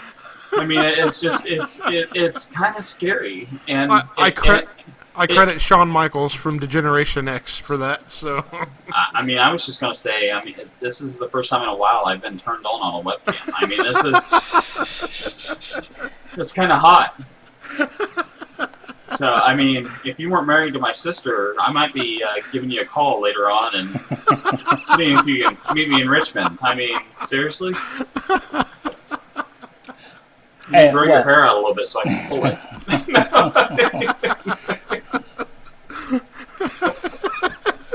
Justin, I'm sorry, I didn't mean to totally hijack the conversation there. I mean, that's all right. That's all right. Any chance to talk about Mike's forte and sucking dick is. I'm just upset he didn't display those skills when I was there last weekend. I mean, I was sleeping on an air mattress in his living room. Everyone else was upstairs, but no, he couldn't come downstairs and help a brother out. He's got to wait till we're 2 hours away. But let's see if we could jump back on track here. The Broncos win that division again. I think the Broncos are the second best team in the NFL. I think the Broncos go to the Super Bowl. I think the Broncos win the Super Bowl. I think the Seahawks are the best team right now, but I think that the Broncos, I think the Broncos are a better team than they were last year. I think that they'll, Peyton Manning will be able to kind of scheme and be able to work out something that works better against the Seahawks. Wishful thinking. After that ass kicking that was the Super Bowl last year. See, I think the AFC is a much stronger conference than the NFC. And more competitive for sure. Right, definitely more competitive. And, I mean, I could probably pick 3 teams that would stand a chance against the Seahawks in the AFC, but in the NFC, I don't see anybody that just stands a chance against them. Yeah, I'm a Colts fan, so maybe you can call me a homer, but I think the Colts take the South, and obviously it's not really going out on a limb to say that the Patriots take the East. Right. Agreed. I think as far as wild card teams are concerned, I think you're talking about maybe the Chiefs. I think they take a step back this year. Well, I mean, that could be the case. I think the Dolphins will be a lot better this year, so they may be in contention for that wild card spot. I hate the Chargers, but depending on the play of Phillip Rivers, if he plays like he did last year and the defense can play a little bit better, I think that they're in contention for a wild card spot. But regardless, like I said, I think the Bengals are the second best team in the AFC in my opinion, and the Broncos are the second best team in the league. So I hope it ends up being them in the conference championship, because what I see happening too often is you get the 2 best teams playing each other in the first round, and it sucks. Yep. Yeah, no, for sure. And like I said, as a homer, I need to talk about the Colts for just a second. I think Andrew Luck, I think he's played extremely well for his first 2 years in the league. Should have won Rookie of the Year. Fuck RG3. And I think this year he plays even better. I think he takes another step. I hope that Reggie Wayne comes back and can perform at an optimal level after, having knee surgery. T.Y. Hilton, hopefully he can, build upon some of the good things that he did last year. They got Dwayne Allen back. Trent Richardson hopefully is more comfortable in the offense this season. And the defense still is always, it's been an issue for a while. I think it'll still be an issue this year. But if Andrew Luck can put the team on his back, though, he can, hopefully they can get stuff done. But the South is just so weak. And, by virtue of that, the Colts have always been kind of perennial playoff contenders because of the fact that we play in such a weak division. So yeah, I think the most competitive, the hardest division in the AFC is the AFC North, because it's always going to be the Bengals, Ravens, or the Steelers. It's the most competitive out of any of them. Like, I could go through the AFC and tell you who's going to win AFC South, AFC West, AFC East. But the AFC North, I'd like for it to be the Bengals, and I think it's going to be the Bengals, but they're the only ones that I have doubts about, because it's the most competitive division in the entire AFC. And I agree. You brought up the difference in quarterbacks and all that, and I'm sure you guys can talk about this in a future podcast, but what is a quarterback anymore? Is it RG3 where or Michael Vick, where you have to be this hybrid running back quarterback, or is it a quarterback? That's always bugged me. Andrew Luck, I think, is one of the best quarterbacks in the league right now, but he's never going to get the recognition because he doesn't run the ball. He doesn't get 100 yards rushing a game. But he should. He does run the ball. Yards. He does run the ball, though. He just doesn't get the credit for it that guys like Russell Wilson or Colin Kaepernick get. But he does run the ball, and he runs it very well. That guy runs like a fucking fullback, man. He's like, I dislike Ben Roethlisberger as a human being, but he's a hell of a quarterback. And he is stout, is my point. He's hard to bring down, and Luck's much the same way. Yeah, I completely agree. I think as far as the physical stature, he reminds me a lot of Ben Roethlisberger. He's hard to tackle. He's hard to bring down. He weighs a lot less than Ben Roethlisberger and can move a lot faster. I think he is kind of that middle ground between an RG3 and a Michael Vick, and a pure pocket passer like Tom Brady or Peyton Manning. And I think he's poised to become one of the most legendary quarterbacks of all time, which is crazy that we've had Peyton Manning, who, in my opinion, is the best quarterback to ever play the game, and have this guy that comes in and replaces him, who very well could supplant him at some point in the future. Just being that he's that freakish physically, he's just super physically gifted. But yeah, I think Jason is absolutely right. I think that the last few years we've seen this explosion of this running back posing as a quarterback. And that is absolutely the case in RG3's that is absolutely the case when you talk about RG3. I think the Washington Redskins will suck this year. I think RG3 will suck this year. And I think that the last few, if you look at the progression over the last few years, you talk about Cam Newton when he came into the league. It was Johnny Manziel, prequel. There, it was everybody talking about how great this guy was going to be. He came in, threw for a whole bunch of yards, ran for a whole bunch of yards, but didn't have a lot of success. Now, granted, he wasn't on the best team and still was not, but people learn to adapt and play with that level of talent at the quarterback position. It's a matter of understanding the way the read option works and changing the way that they actually scheme for it defensively. That absolutely is what happened to RG3. The fact is, first of all, if you're going to run the ball, you got to be able to take the hits, which I don't think he's shown that he can. And people have learned that that's kind of they were kind of a one-trick pony.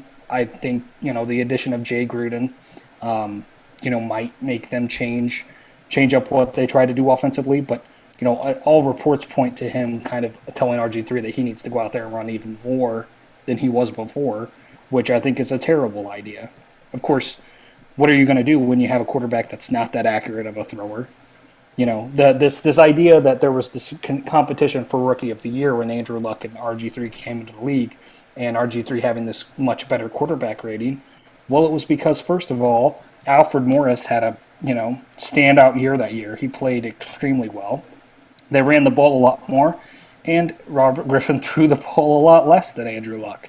A lot less was put on Robert Griffin's shoulders that first year, and in my opinion, Andrew Luck greatly outperformed him in that year and subsequent year, and I think that'll bear itself out this year. I think RG3, while he might still lean on the crutch of he hasn't fully recovered, like everybody uses that as an excuse for his poor play last season, he won't. That just doesn't hold water this year unless he sustains another injury, and then that's another issue you have to deal with if your quarterback is injury prone. Not going to have a lot of success there. So who are you taking then in NFC East then? I think the Eagles by a mile. I think last year they're definitely the class of that division for sure. Yeah, I mean, I think last year they played extremely well. Chip Kelly, I was kind of weary when he came into the league, but I think he instituted an offense that might be a little gimmicky, and I think probably will be less effective this year as people learn how to scheme for it and understand the tempo that offense brings. But I think Nick Foles is a pretty talented quarterback. He's not the best in the league or anything like that. But they do have one of the most talented running backs in the league in Shady McCoy. And while I don't like him, I think he's pretty fun to watch, and he's definitely hard to contain. So I think they win that division. I think this is funny. Go ahead. I think this is funny. You tend to dislike a lot of the most likable guys in the league, but then you love on the nuts of the guys that everybody loves to hate. Like you are all over LeBron James. Everybody loves to hate LeBron James because of the bullshit that happened with with his transition from Cleveland to Miami and stuff. And you started riding his nuts the moment that everybody started hating him. And you yourself have admitted the fact that you liked him because everybody else hated him. And now you're talking about hating LaShawn McCoy when he is a well-liked guy in the league. And I just don't understand your logic, sir. Well, I mean, like I said, it seems like LeBron James is getting a lot of play on this NFL podcast. But I have to keep bringing it up. Because there's a context here that I'm making a point with. It's kind of funny because I don't think I've listened to any podcast that LeBron James and you sucking his dick hasn't come up on. This should be named Justin sucking LeBron's Johnson. I mean that should be the name of this podcast because it's a common theme. Yeah, I mean, I think Mike is right. I have always been a fan of LeBron James. I know it's really easy for people to say that somehow jumped on the bandwagon when he went to Miami, but I do think Mike is absolutely right. I think that the hate that he received, I think unjustly, for making a move that was better for himself, steeled my resolve when it comes to defending LeBron James. And, love him or hate him, he is one of the best players to ever play the game. There's not really much of an argument that could be made that he's not top 10 greatest players of all time. I definitely agree. LeBron deserves his place. But what annoys me is when people try and compare him to other greats like Michael Jordan. Because I don't think that he's in the same class. Maybe skill-wise he may be in the same class, but as far as class-wise, he's not in the same. I see Jordan I understand as what you're saying. Gentleman basketball player that, like I said, brought everyone else up to his level. He built a team, and it wasn't just him. He got all the glory, but I mean, Scottie Pippen, John Stockton, Dennis Rodman. I mean, he built the team around him, and LeBron seems to go to the team that is already built. By the way, Stockton never played with Jordan. Who was the little white guy that kept shooting the 3-pointers? You're thinking of Steve Kerr. Steve Kerr. Okay, yeah, Steve Kerr. Yeah, but I would argue, I mean, number one, it's all a matter of perception, right? The fact is, Michael Jordan is perceived as the stand-up class act of a man. And while I'm not arguing with that, he was a classy individual. But he also knew how to convey the fact that he was a classy individual. And I think that he's been mythologized. He's been built up to this god that no one can ever touch when you're talking about his demeanor and the way that he conducted himself both on and off the court. And for that, I definitely do commend him. He is, when you talk about a classy player, he's classier than most. But a lot of people don't remember some of the shittier aspects of Michael Jordan. And, he got in fights with people on the court. He totally iced out, what was it, when they were talking about trading away Scottie Pippen. I can't remember who it was that they brought in. He totally iced him out. And to a certain extent, a lot of people, you can argue that Michael Jordan made some of the people on his team better, which there's no doubt he probably did. But he also played with some of the greatest players of all time, not just because he was on their team, but because they were the greatest players of all time. Scottie Pippen, one of the greatest players of all time. What other players, other than Scottie Pippen, did Michael Jordan play with that you would classify as greatest of all time? Well, I mean, Steve Kerr has, one of the best three-point percentages in the league of all time? Steve Kerr is not in that conversation. First of all, I think Steve Kerr, is he not in the Hall of Fame right now? I'm not taking away from the fact that Steve Kerr is not a good player. He is not in the class but of great. I also would pose this question to you. When you talk about Miami and you talk about the team that they had success with over the last 3 years, do you think Chris Bosh will be a first ballot Hall of Famer? No. Do you think that anyone else on that team is a first ballot Hall of Famer outside of Dwayne Wade? Dwayne Wade's the only one, but then again, Ray Allen probably as well. Scottie Pippen was the only other first ballot Hall of Famer from that Bulls team. And I agree. First of all, I think Dennis Rodman.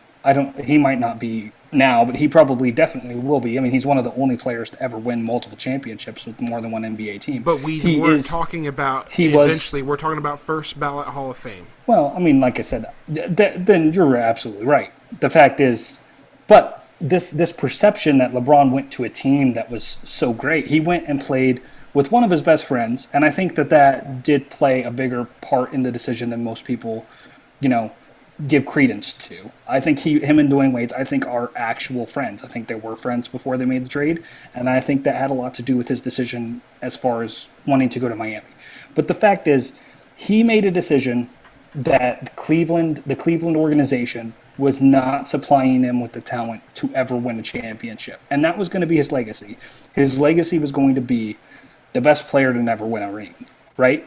And so he went to Miami, and he's talked about it in retrospect about how he probably handled it incorrectly. Not so much the press conference, which I think the press conference was stupid, and I think it made a lot of haters out of people that, don't really follow the sport a whole lot. And you talk to the general population thinks that LeBron James is a really cocky, arrogant asshole. But when you actually watch him, first of all, he's never been convicted of a DUI. He doesn't smoke weed. He doesn't beat his wife. He has 3 kids. He is a good father from what I've seen. He doesn't curse most of the time when he's on the court. He congratulates the other team. He's humble in victory and in loss. I just don't know when, there's all this idea that he's some kind of cocky asshole, and to a certain extent he is. But to a certain extent, Michael Jordan was a cocky asshole too.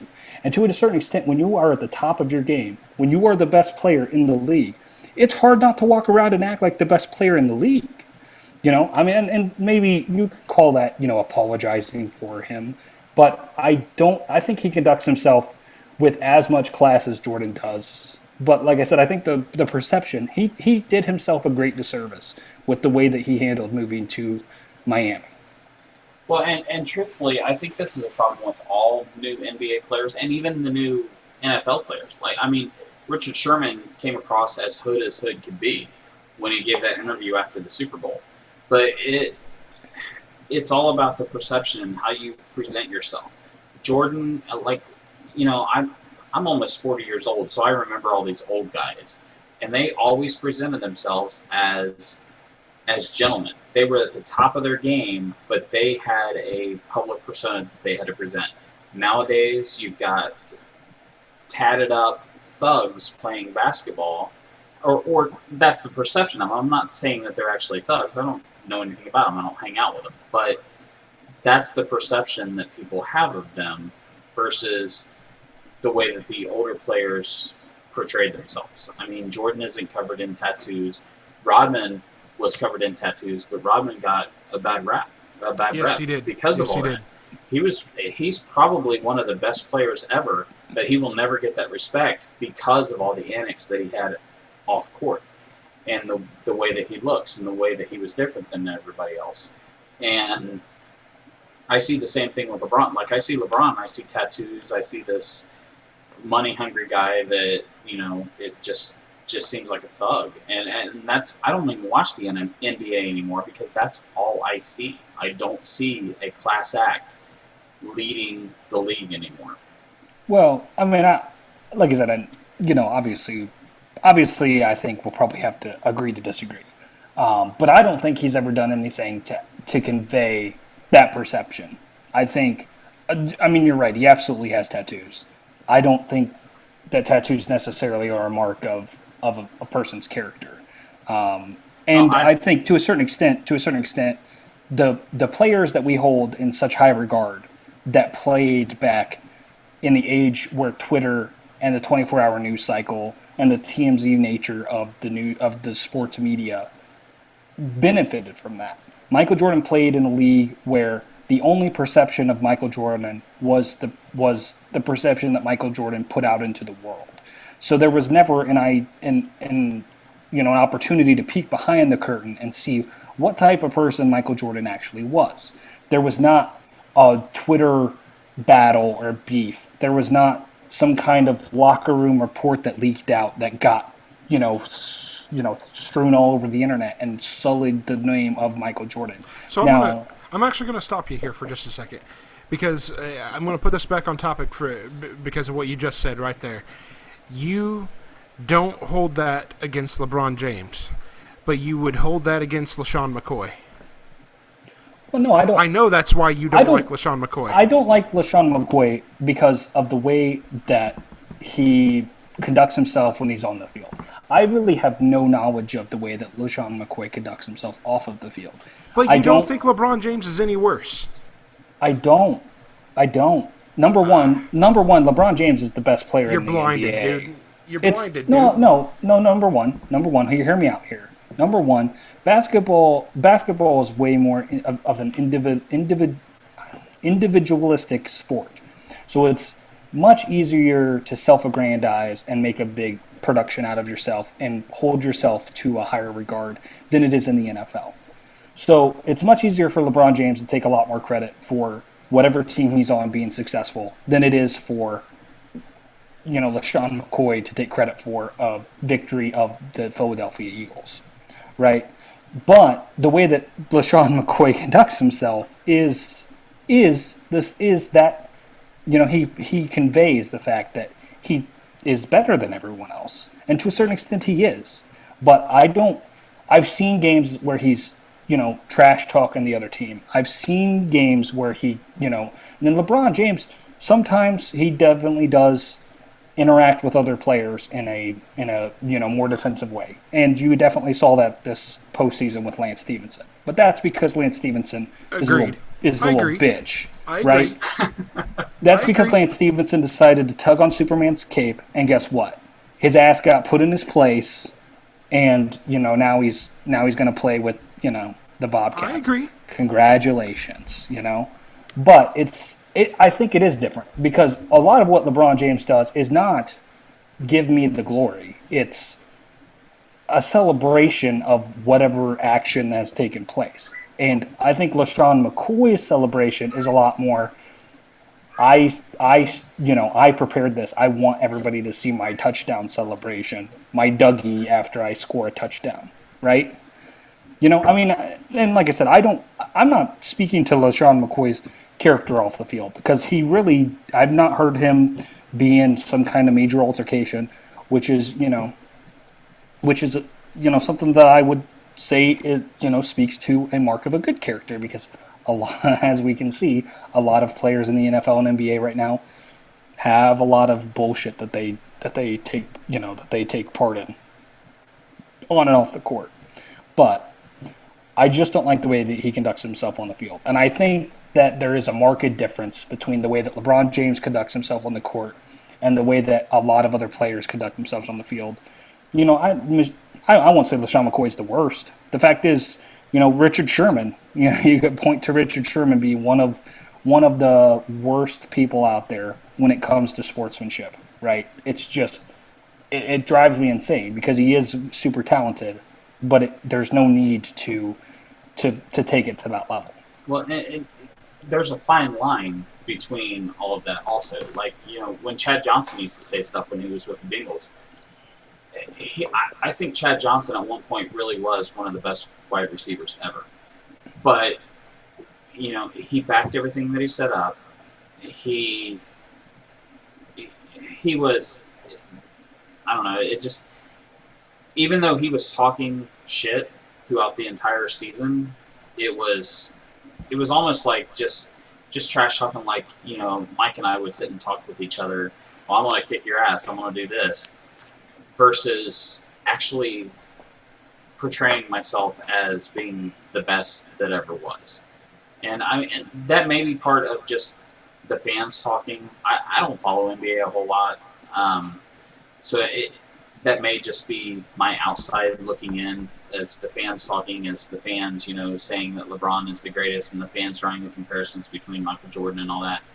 But there's a fine line between trash talking and being an arrogant asshole. And it just, sometimes it seems like LeBron goes over that line, whereas some of the NFL players, I don't think they do.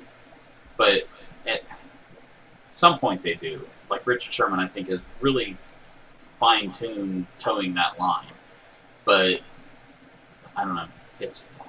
I have a real problem with the NBA right now, because I don't think there's anybody really to look up to in the NBA. It's just that's like probably another story, another time for another podcast. Yeah, but I think we probably have gone really far afield here from talking about the NFL. Yeah, but yeah. I do think that there is a perception problem with LeBron James, and to a certain extent he brought it upon himself. But I really do think that if you were to follow LeBron James and follow the NBA, I think LeBron James is that person that you could point to as a good role model. He makes a lot of money. Sometimes he throws chalk up before the game, right? But they lost the championship this year, and he had the biggest smile on his face after they lost. He went over and hugged and congratulated the other players. There's stories about him hanging out in locker rooms of other teams that he's lost to talk about, to congratulate them and, ingratiate himself to them. And like I said, I think there is a perception problem with LeBron James, and that's one of the things that I always buck at the hardest, because it's easy to get caught up in this idea that he's a cocky, arrogant asshole. And to a certain extent, he is. I can't deny, if you got a lot of money and you drive around a big sports car and you get out and you have a little bit of swag in your step, most people would look at you and say that you're a cocky asshole. Don't use that word ever again. Little swag. Little swag. I'm just saying. So far you've been banned from motherfucker and swag. So stay away from the motherfucking swag. So. We just don't need Bieber on the podcast. We really don't. Well, I got swag, yo. But like I said, I think we could probably put the LeBron James. I'm sure that it'll probably be a point of contention. And again, my reason for bringing up LeBron was not to derail the conversation, but to make a point about what you were saying about LaShawn McCoy. Because I think you're carrying a double standard. But I don't think that's just a double standard between LaShawn McCoy and LeBron James. I think that there is a distinct disconnect between the NBA and the regular people that would normally watch it versus the NFL versus the people that watch it. I mean, the NBA has a big image problem now versus the NFL. The the NFL's NFL got a image problem right now too. Well, I mean, that's just because they're stupid and make stupid rules. But it's not because of the players. Like the players overall in the NBA, if you ask people about players in the NBA now, I mean, at least with all my friends, and it may just be because, I'm a white suburbanite, but they picture an NBA player as a black thug versus the NFL, they're football players. I mean, there's a distinct. Well, I think that it speaks more to the nature of the game. It speaks more to all of the intangibles that come with the game. Like, it's a lot easier to have an abstraction of a player in the NFL because they wear helmets, because there's 11 of them on the field at a time, because there's 22 players on the field at one time during every single play. When in the NBA, they're wearing tank tops and shorts, they're a lot more visible, and it's a lot easier to, grab onto them talking shit. Like, I'm sure shit talk takes place in every sport at a professional level. Right. In the NFL, a lot of times you don't realize what's going on because there's not that level of transparency to connect that conduct to the player that's conducting themselves in that way. And in the NBA, it's just a lot easier to do that. And, like I said, I think it speaks to, and like I said, I think the NFL, does do a little bit better job of policing itself. I think the organizations themselves understand that there is a perception problem. Like you said, there's a perception problem definitely with the NBA.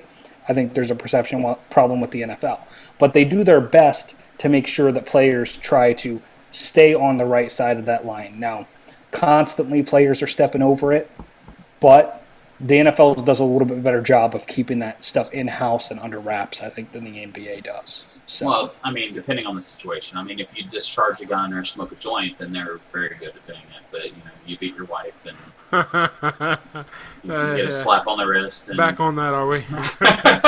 Well, I'm sorry. That just... I'm glad that they're taking steps in it now, but that really pissed me off. Yeah, and I agree. I totally agree.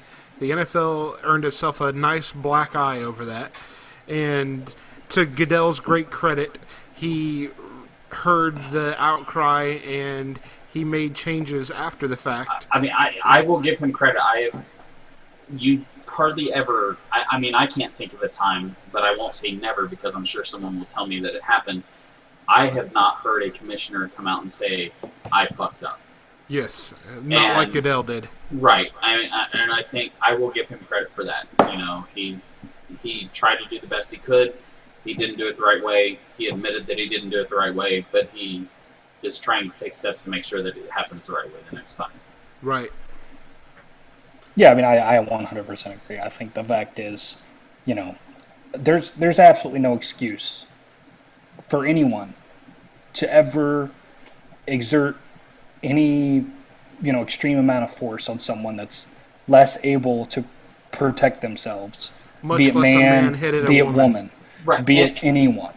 And like it's there's, not like it was up for conjecture. I mean, there's videotape of him beating the fuck out of his wife and dragging her outside of whatever they were at. But he just drug her out of the door, smacked the shit out of her, and drug her up the street. There is clear-cut evidence of this, and they just gave him a slap on the wrist. It completely pissed me off. And if I was playing against him, I would take every cheap shot that I could just to make him feel that pain. I think to a certain extent, the fact is, I think that a lot of people don't understand just how violent the sport actually is. And because of the nature of the way that the sport has become, it's drawn a lot of people in that have a propensity for violence. It's drawn a lot of people in that take a lot of illicit, medications to make themselves a better player. I think a lot of the domestic abuse that presents itself with with players, obviously a lot of it has to do with them thinking that, hey, I can do whatever the hell I want, right? This entitled sense of, the law doesn't apply to me. But a lot of it also speaks to the character and the type of people that are playing the sport. And all too often, it's something that's not been addressed. And good on Roger Goodell for trying to take steps to correct, the rights that have happened, for ages. The fact is, it's nothing new for an NFL star to have beaten his wife. It's just this one got a lot of play because there was video evidence that they could, put on the internet. So. Yeah, but it's still it seems like in the NFL it's always been taken. I mean, the actual punishment has been very minimal, but at the same time, the public perception of NFL players. I mean, Warren Moon, it pretty much destroyed his career when he beat his wife. I mean, he was never the superstar after that. I mean, I don't know. The public perception versus the actual punishment handed down has always been different. And like you said, I give Goodell good marks for trying to bring that closer together and let them know that this is ridiculous. Yeah, and I think with that said, and I hate to do this here, but I think we've been going about 2.5 hours here, so I think we probably ought to getting close to wrapping this thing up here. Let's do some rapid fire stuff here, Justin. You want to wrap up your picks on division winners on the NFC side of things? Sure. The North goes to the Packers. I think the loss on Thursday night spoke a lot more to how good the Seahawks are, not about how bad the Packers are not. I think the Packers are going to be good. I think Aaron Rodgers is going to be good. I think Eddie Lacy, as long as he can stop sustaining concussions, will be good. Obviously, we've all espoused our ideas about how good the Seahawks are. I think they're the best team in the league. Like I said, I think the Broncos probably win it all this year, but I think the Seahawks have the greatest chance of being repeat Super Bowl champions out of any team that's played over the last 8 years since it actually did occur.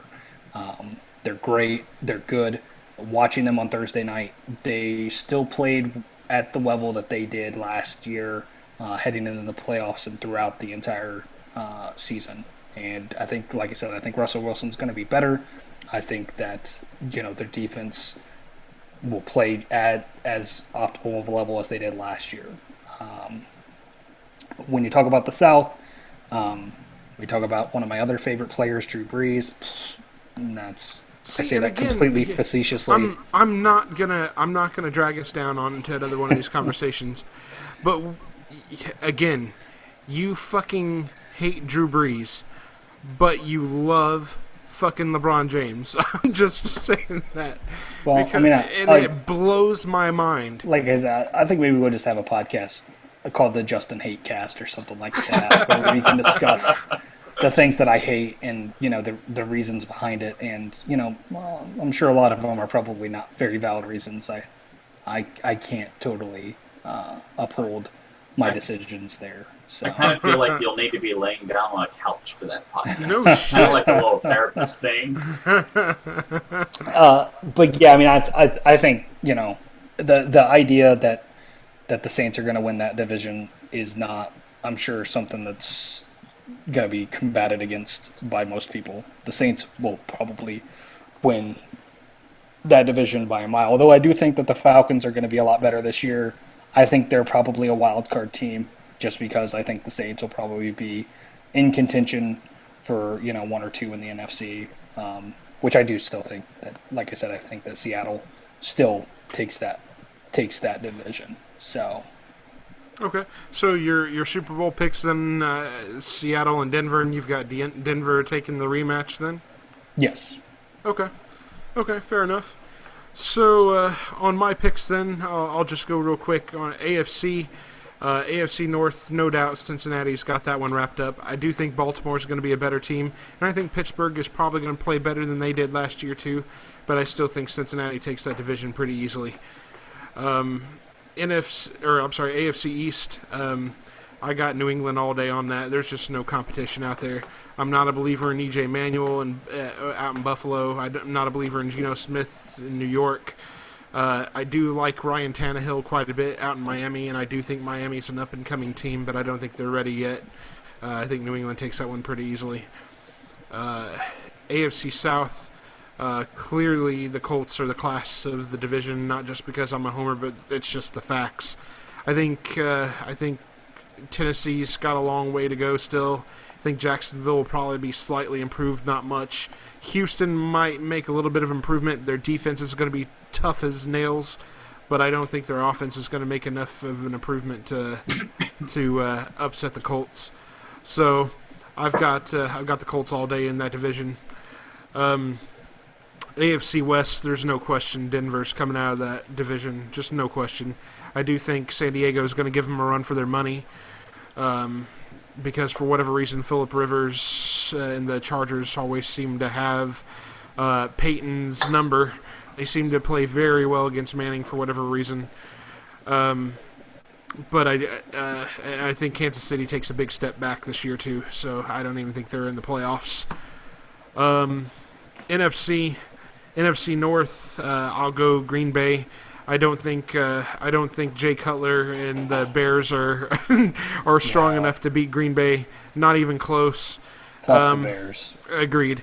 I do think the Lions take a step forward this year, get back in the playoffs, but they're not going to win the division. Fuck the Lions. They can't take a step backwards. So I mean, the only place they have to go is forward. I think a new coach. I think the Vikings. I think the new coach makes a difference. You want to talk about a team I think that will be good though? I think the Vikings probably win 9 games this season. I think they're going to win more than people think they're going to. I just don't see them being a playoff team. I like Cordell Patterson a lot. In fact, I took him as a late round flyer in my fantasy league. I think the Vikings are an up and coming team.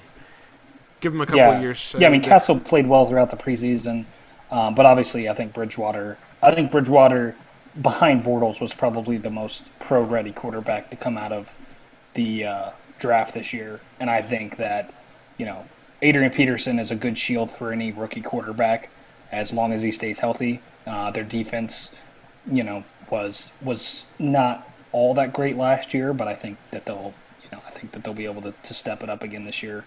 And, if Cordell Patterson can be as dynamic as he was last year toward the end of the season especially, I think they'll be pretty good. Like I said, I think they probably win about 9 games. I think the Bears, the Packers, and the Vikings will probably all be in a dead heat there toward the end of the season. But I think the Packers still... Not giving the Lions any love at all, huh? The Lions are just not good. I'm sorry. I mean, Matthew Stafford is a mediocre at best quarterback if he can stay healthy. And, Reggie Bush, please. Come on now. The Lions are the Browns of the NFC. I mean, their defense will probably be all right, but, I mean, they have... I've compared Jim Caldwell to a lumpy sack of mashed potatoes before. And comparison. I think whatever GM thought that was a good decision, bringing him in, I just don't fucking understand it. I mean, he rode Tony Dungy's coattails to, the success that he had with the Colts, and I don't see him being able to turn around that franchise. I mean, I do think when you talk about his relationship with quarterbacks, I mean, obviously he was in Indianapolis for quite some time as a quarterbacks coach for Peyton Manning, but Peyton Manning was really good. So we'll see if he can get in there and makes Matthew Stafford a great quarterback. He'll make me a believer. I just don't think that's going to happen. So, do you ever sit back? Do you ever sit back and wonder, like, who is paying these assholes millions of dollars to make stupid ass decisions? Like, pay me half of what you're paying these GMs, and I'll make just as equally stupid decisions as they are. I don't know how Jim Caldwell even gives a good interview. I mean, every time I've ever seen him, like I said, he's Eeyore. Like, he just is standing over there with this dumbass look on his face the entire damn game. And he's like, no matter if they win or lose, he's like, okay, he played okay. So. It's rain, not kind of gloomy.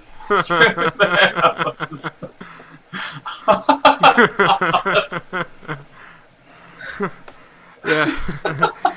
Okay, so yeah, moving on. I'm sorry, that was No, great. you're fine. That was a great comparison. Yeah, That it was really awesome.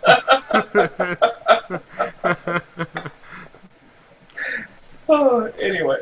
Yeah, so my pick on the NFC East, like I mentioned previously, was Philadelphia Eagles all the way. I don't think Dallas is going to be good this year. Definitely don't think Washington's going to be good this year. I think Dallas is way better this year, man. I think Tony Romo is poised to play well. No fucking He's got way, Des Bryant, one of the best. I mean, the defense is going to be bad, but that's the whole reason they're not going to be good. On a side note, I really hope Michael Sam gets time on the field. I think all he got was practice squad, dude. Well, right. But they're pretty weak at defensive end, or defensive line positions. I think there's as good a chance as any on any other squad that he would have a chance to make the team and be on the team, actually get on the field this season with the Cowboys. And, I don't want to go on too much of a rant about Michael Sam, but the idea that the guy is the defensive, co-defensive player of the year in the best conference in the league and goes 246 overall, I think speaks to a pretty rampant level of homophobia. Agreed, yes. In the totally league agree. itself. Totally agree. He played well throughout. Now, he went to the Rams. They're super deep at defensive line. You can't really fault them for not trying to get him on at least the practice squad. But he had 5 sacks and 11 tackles in the preseason. I don't understand how that doesn't warrant some team trying to pick him up and develop his talent. Yeah, I now, agree. I mean, obviously, he's been signed to the Cowboys practice squad now. We'll see how that bears out.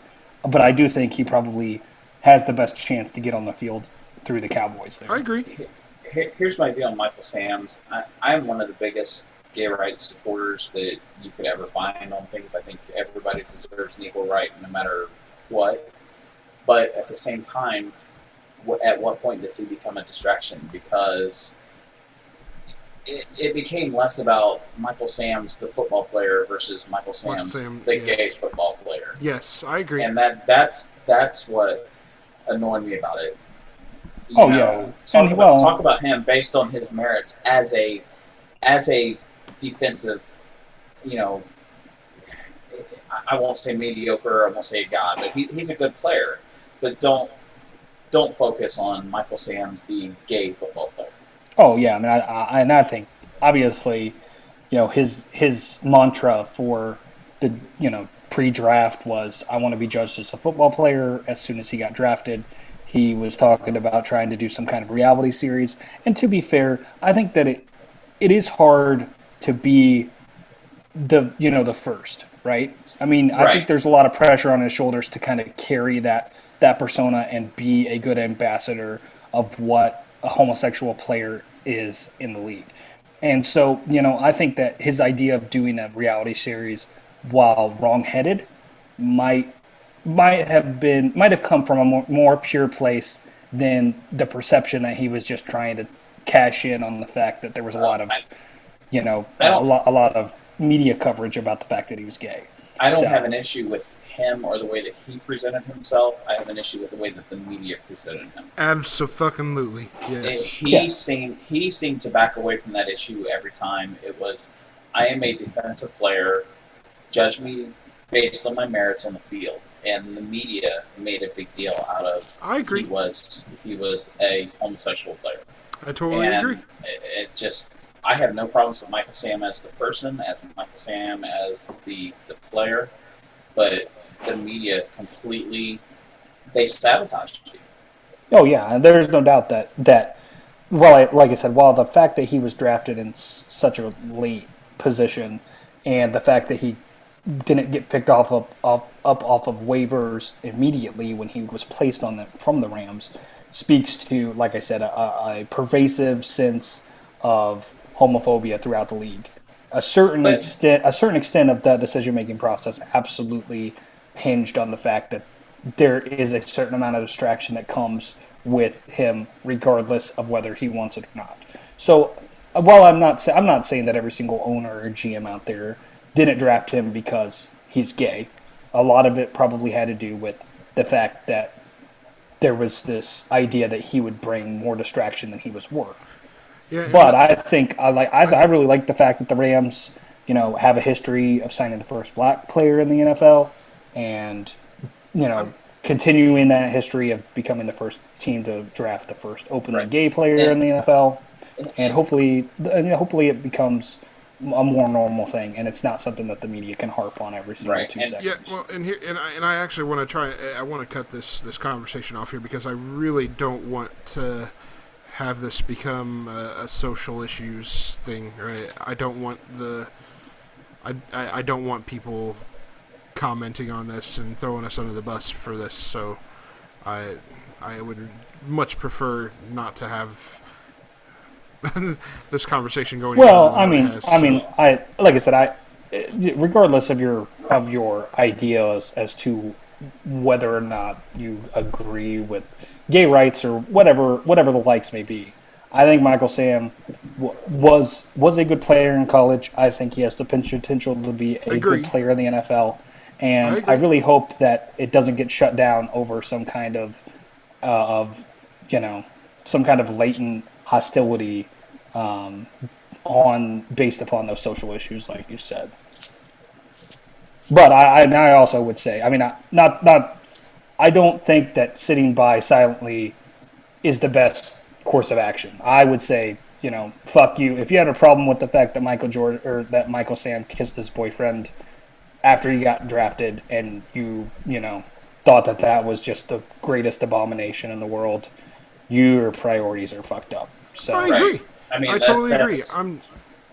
My Facebook is Jason Staggs. If you want to yell at me and tell me I'm an asshole for thinking all that, feel free to do it on my personal Facebook.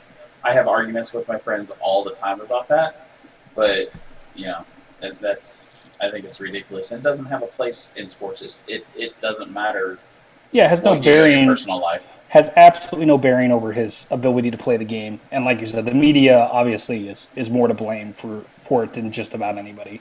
They've sensationalized this story, and for ill or for good, it's become an issue that almost has to be discussed when you bring him up, because that's the only thing that people know him for. Not the fact that he had 5 sacks in the preseason, right?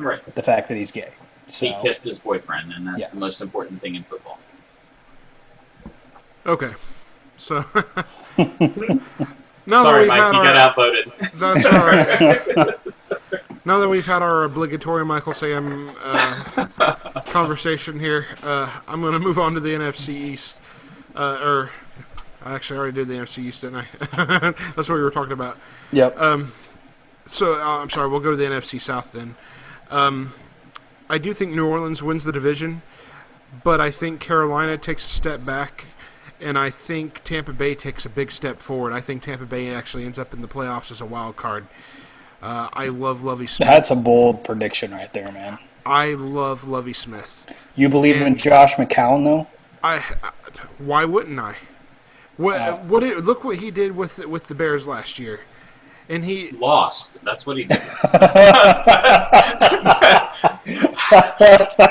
I put my faith in the guy that lost. I mean, seriously. I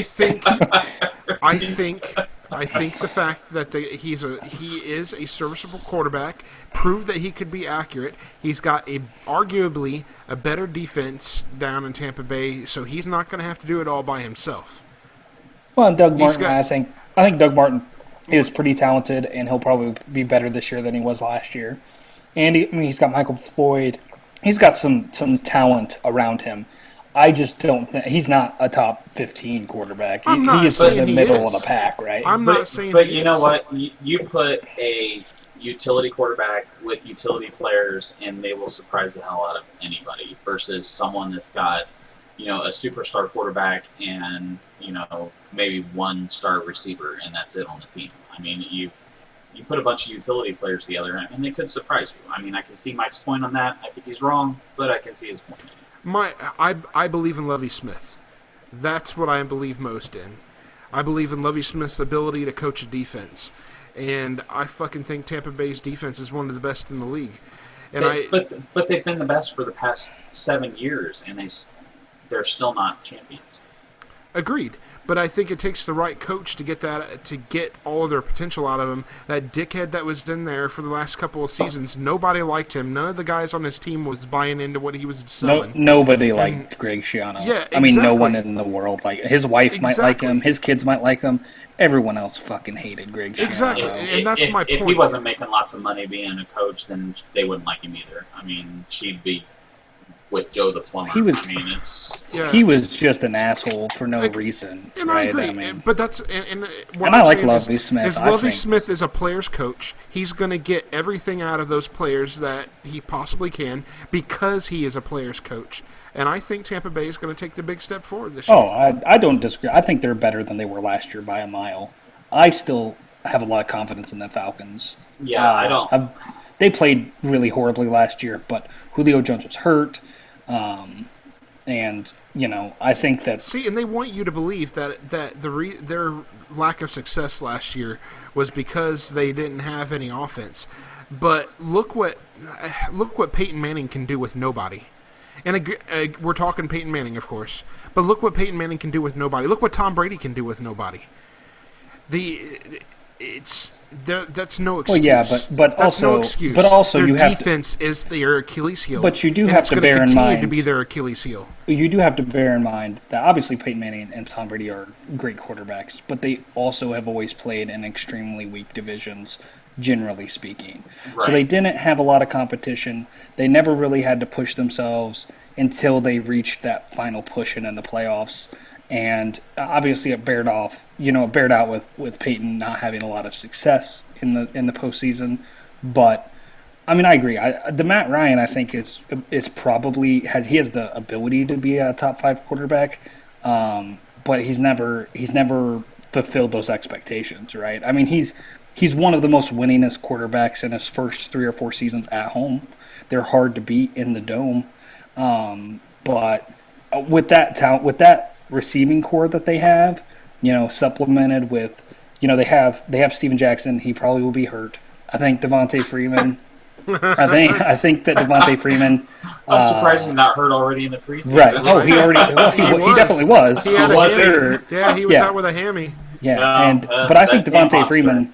I think that Devontae Freeman, out of Florida State, I think he is going to be another little dynamic, quick back. Kind of reminds me a lot of Gio. Maybe I'm just have the blinders on because Hard Knocks kind of focused on the Atlanta Falcons, so I have a little bit more knowledge as far as their team dynamics are concerned. But I think the Falcons are number 2 in that division, and I think obviously it's no argument to think that the Saints are probably going to win it kind of outright. So yeah, I agree with that. I think that the Saints are tops, the Falcons are going to be second, and I think the Buccaneers within 3 years will be contenders. But this year they're going to be 3rd place. They're going to be second behind tip. I can't buy into Atlanta. They improved nothing defensively. They are going to be just as defensively awful as they were last year. They are not going to be, and they're not. The only way they win a lot of games is if they're able to outscore you.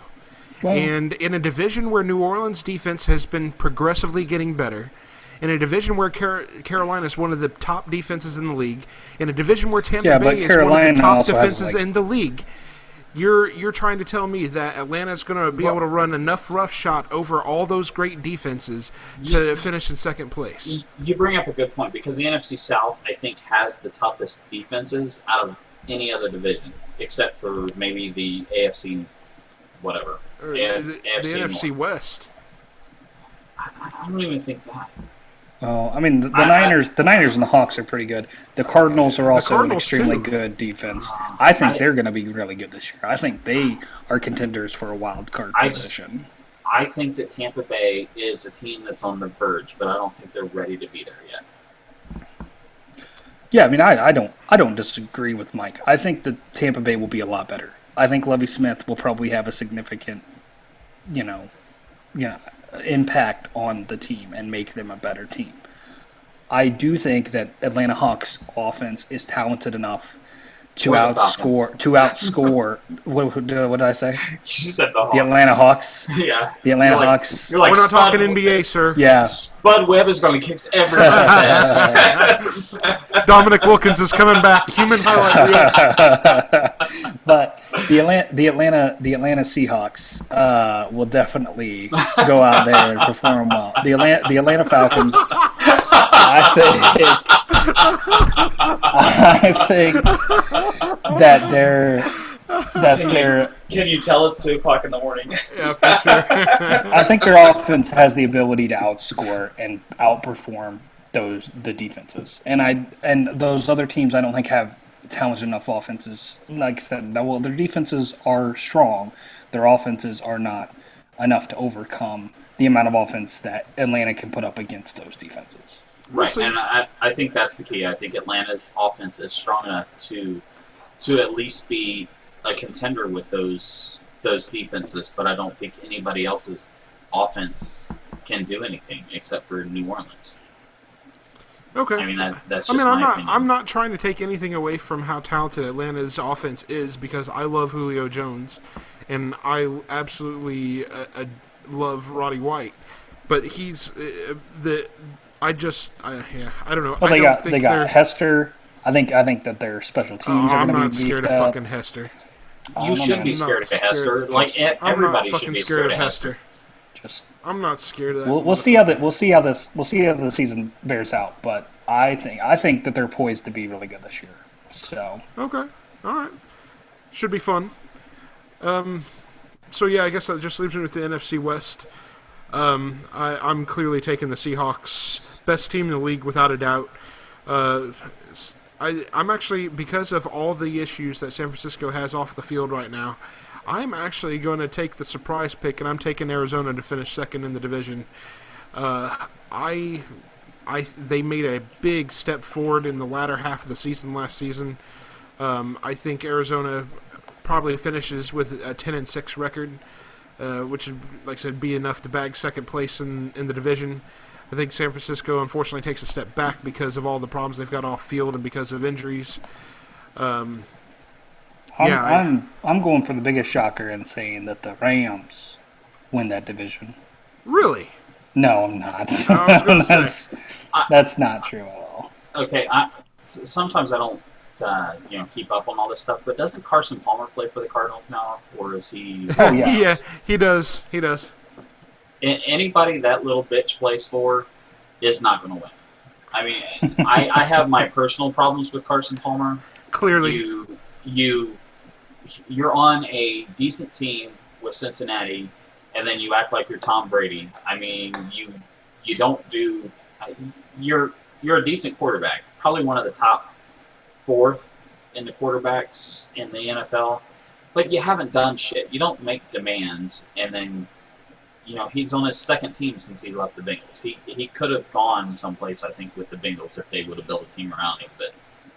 But I won't disguise it as my own prediction. But a lot of people are talking about how Carson Palmer is set up to, throw over 5,000 yards this year. I don't think that's going to happen. But I think I don't either. I think he's not that kind of quarterback. I think the Cardinals' defense is really stout. I think Andre Ellington's pretty dynamic, and obviously they have Larry Fitzgerald. So, and an up-and-coming receiver in Michael Floyd, who's just as good. Well, see, and that's the thing. It's the same thing as when he was with Cincinnati. You've got Larry Fitzgerald, but then you don't have a weak side receiver. You do, Michael Floyd. Pressure. Well, right, but that's what I'm saying now, maybe. But I still don't see. I don't know what Arizona's problem has been. They've always had good talent, but they've never been able to pull it together. Yeah, their problem to me has always gone back to the quarterback. Well, I mean, they made the Super Bowl. What? Well, that's because they had Kurt Warner, and he was the only, I guess, what I would call Hall of Fame worthy quarterback they've ever had. Right. That's at least since they've been in Arizona. But in the era that he played, I mean, I don't think they didn't have the greatest show on turf. Kurt Warner. They had Kurt Warner, taking a shot at Geritol before I would fucking take Kurt Warner over, I would say, about I'd be willing to say over about a quarter of to a third maybe of the starting quarterbacks in the league today. I would still take Kurt Warner over that. Kurt Warner on Geritol is still better than half the quarterbacks Fuck yes. that play. Oh, I'm not saying that. And he's a class fucking act. You put a great quarterback like that with utility players, and you've got a contending team. Yeah, no, you're absolutely right. You're not going to win. And that's, I don't see Arizona just as ever winning anything. They always, I don't know what their issue is, but they always screw it up. They could have the best, and they could play the ultimate Madden team and build their perfect team and still lose it. I don't know what it is in their head office, but somebody fucks it up every year. Well, I think Bruce Arians, I think that Bruce Arians has the ability to make them a contender. Obviously, they're in a really tough division, right? I mean, they're in a division with the best team in football, so you're looking at an outside chance of making a wild card position, right? So, realistically, you're looking at two of the best teams in the NFC in one division. Because I would consider the Seahawks and the 49ers the top two contenders for the NFC, and they're both in the same division. So, I mean, best case scenario, I think Arizona is bringing up third place in that division. I would agree with Mike. I think the Niners this year are really gonna take a step back. I think a lot of people, based upon their performance over the last 3 or 4 years, kind of have them as an automatic favorite to be contenders for the division. I think a lot of people after Thursday night are kind of coming around to the idea that the Seahawks are probably still the best team in football. But, the 49ers, I think a lot of people just kind of take that as a given that they're going to be really good. I think Kaepernick is a wolf in sheep's clothing. I think that he is going to, when all said and done, Kaepernick's not going to be remembered as one of the best quarterbacks of all time.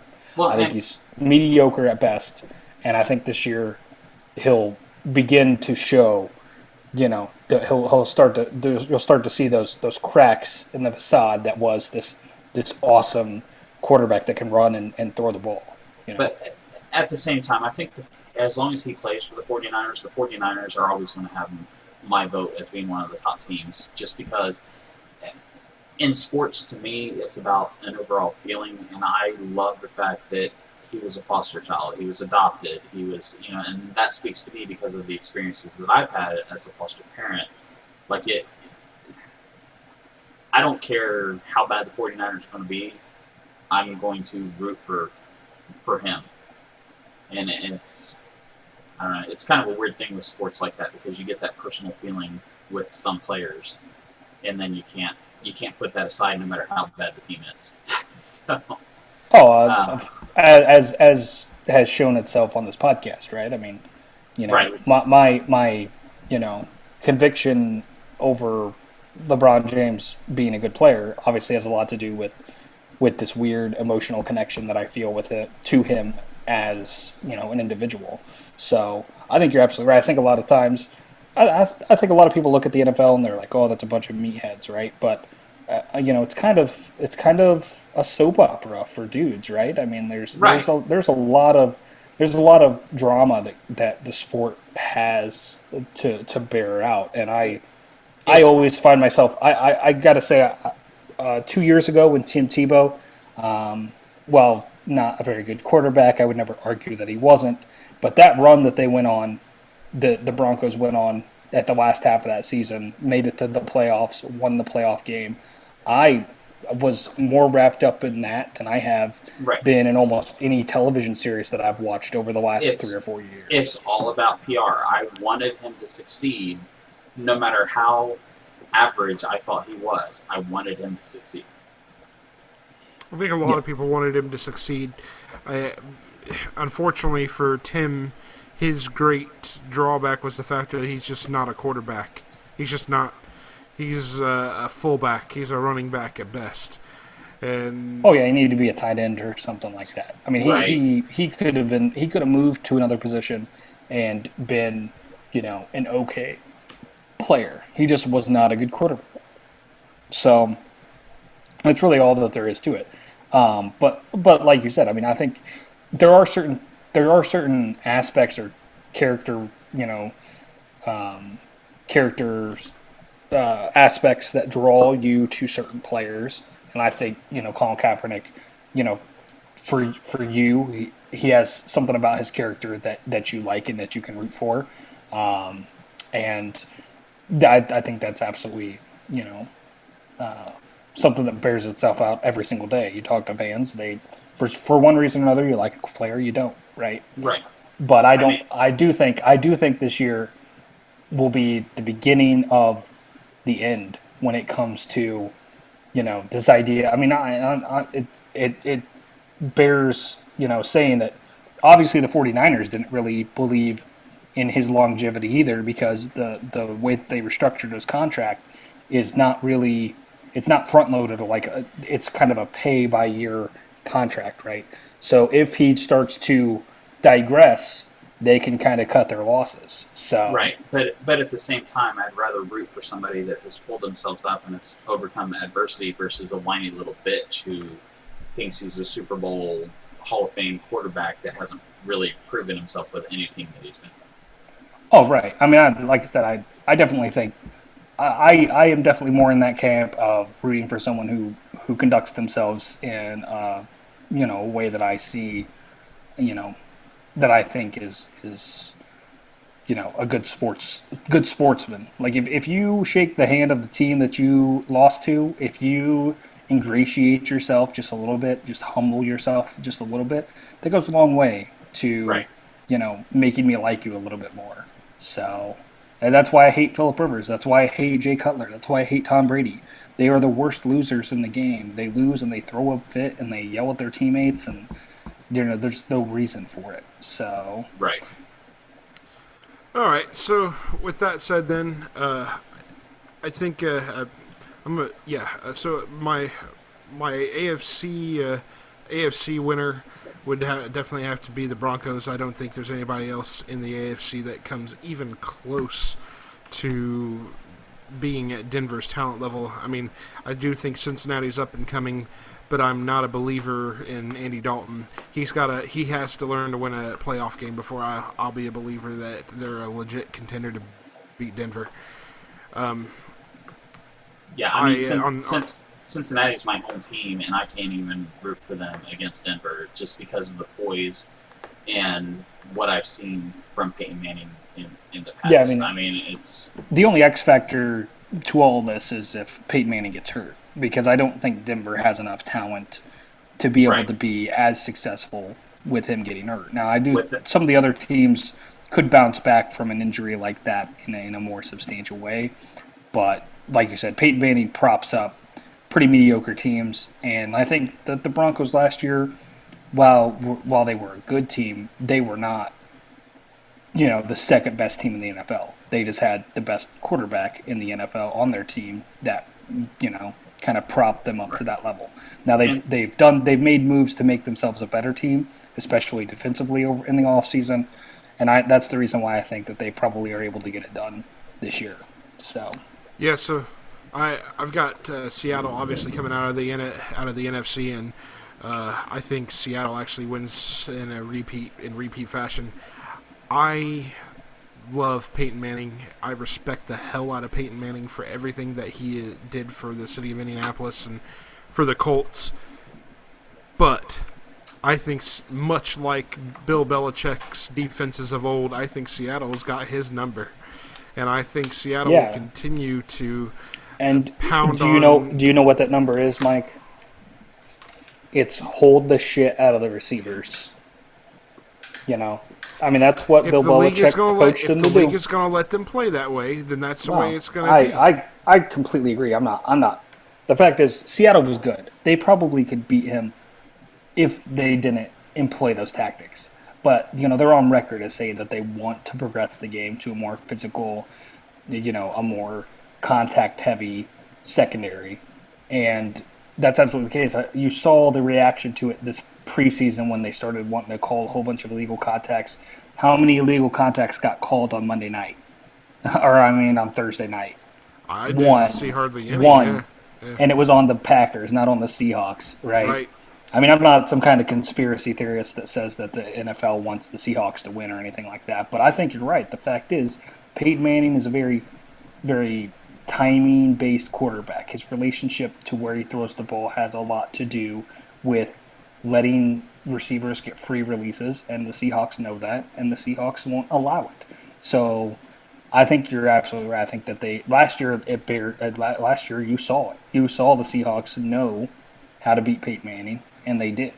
So, well, and here's the thing about Peyton Manning. Again, I love Peyton Manning, but I'm also fair enough and open enough to admit to Peyton's faults. And one of Peyton's biggest faults is that the guy does not adapt. He doesn't adapt. Well, His game plan is the same. His game plan is the same game plan every single game. It's the same set of plays every single game. He doesn't change at the half. He doesn't try to adapt to what the defense is doing to him. So the defenses keep doing the same thing, and it keeps working. And that's exactly what Seattle did in the Super Bowl. I wouldn't say.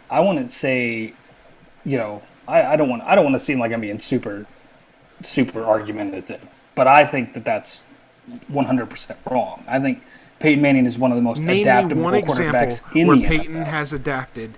He adapts every play, Mike. He literally changes the play every time he goes to the line based upon the defensive set. But clearly it doesn't matter because Seattle had his fucking number the whole fucking Super Bowl. I'm not arguing. They knew exactly what was coming. I'm not arguing. I don't know. You guys argue. I have to pee. I'll be right back. I'm definitely not. I'm not arguing that Seattle somehow cheated their way into a Super Bowl victory. Whatever, man. I'm not saying that.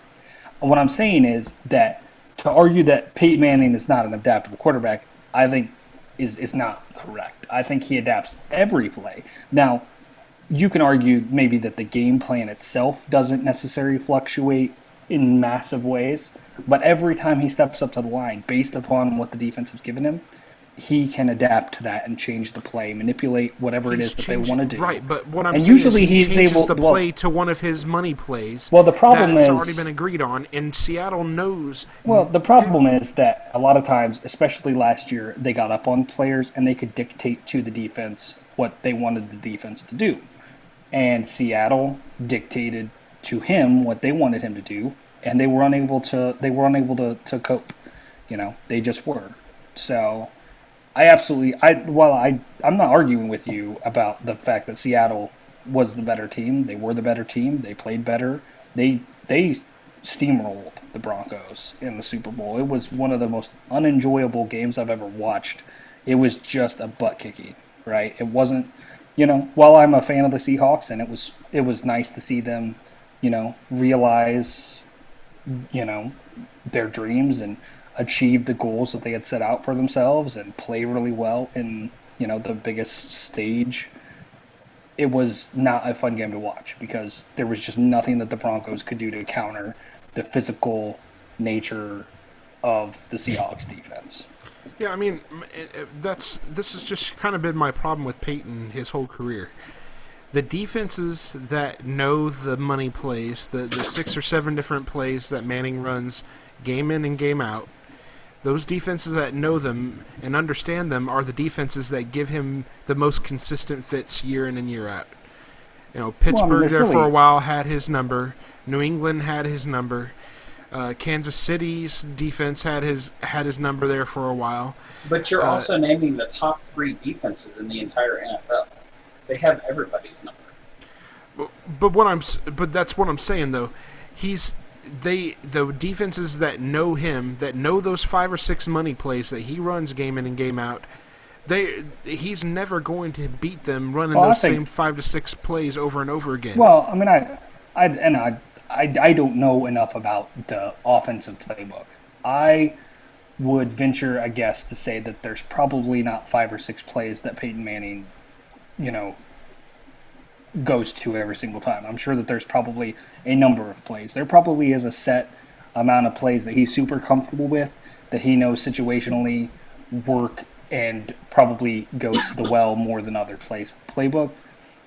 But for some reason, the sports are a funny animal like that. Sometimes teams match up with other teams in ways that don't make a whole lot of sense. The Chiefs weren't a very good team, but somehow they always gave the Colts fits, right?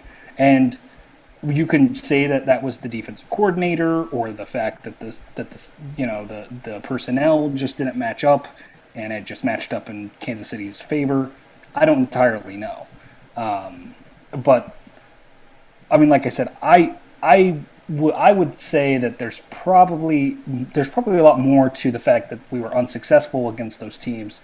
Mainly not. It wasn't. You can't really lay all of the losses to the Patriots on Peyton Manning's shoulders. You can lay a lot of the reasons that we lost to the Patriots on everyone else's shoulders on the team. And Bill Belichick knew how to beat Peyton Manning. And if you go back and you watch, the reason that they were successful was that they held the shit out of the receivers. Now, I'm not saying that that's necessarily, an improper way to play the game. The refs didn't call it.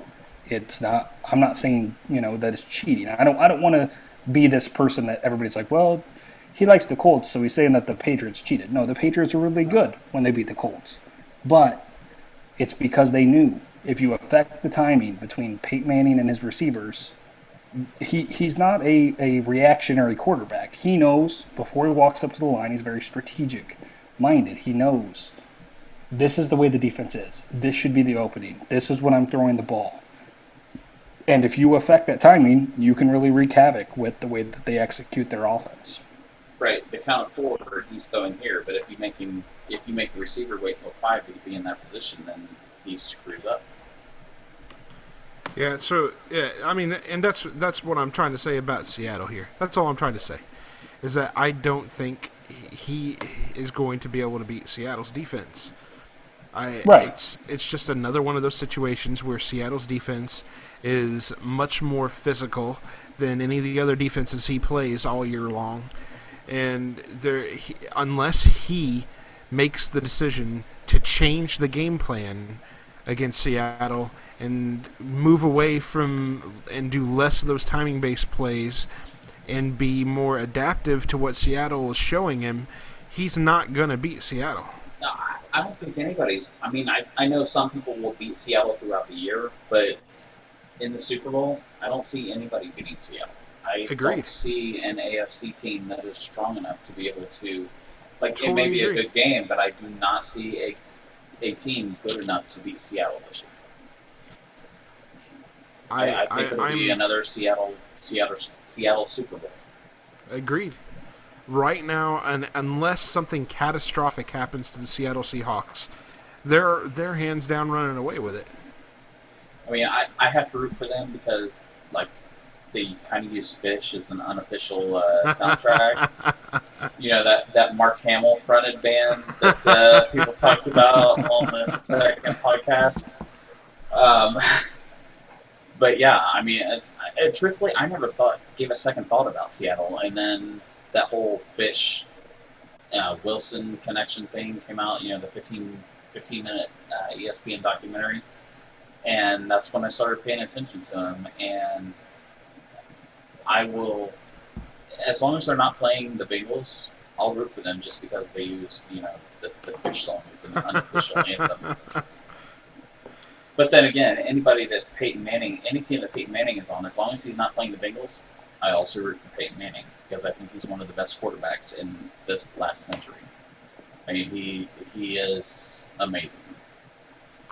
He will take a mediocre team and make it a contender every year. All right, so I think with that said, I think we're at a really good wrapping up point. We've been going here for quite a while, so. Wasn't this supposed to be a short one?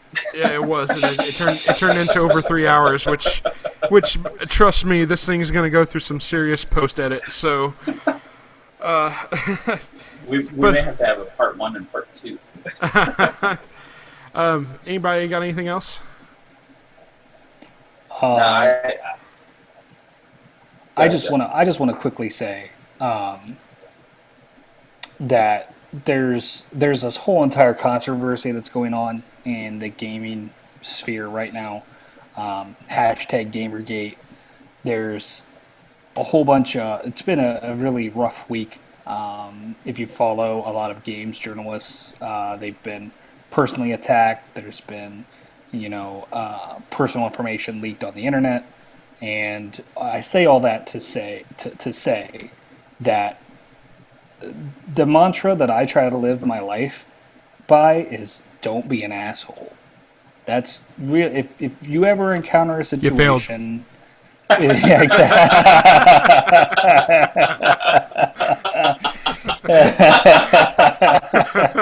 That's good. That's good. No, but if you encounter a situation and you think, by doing this action, I will be an asshole, just do the opposite of that.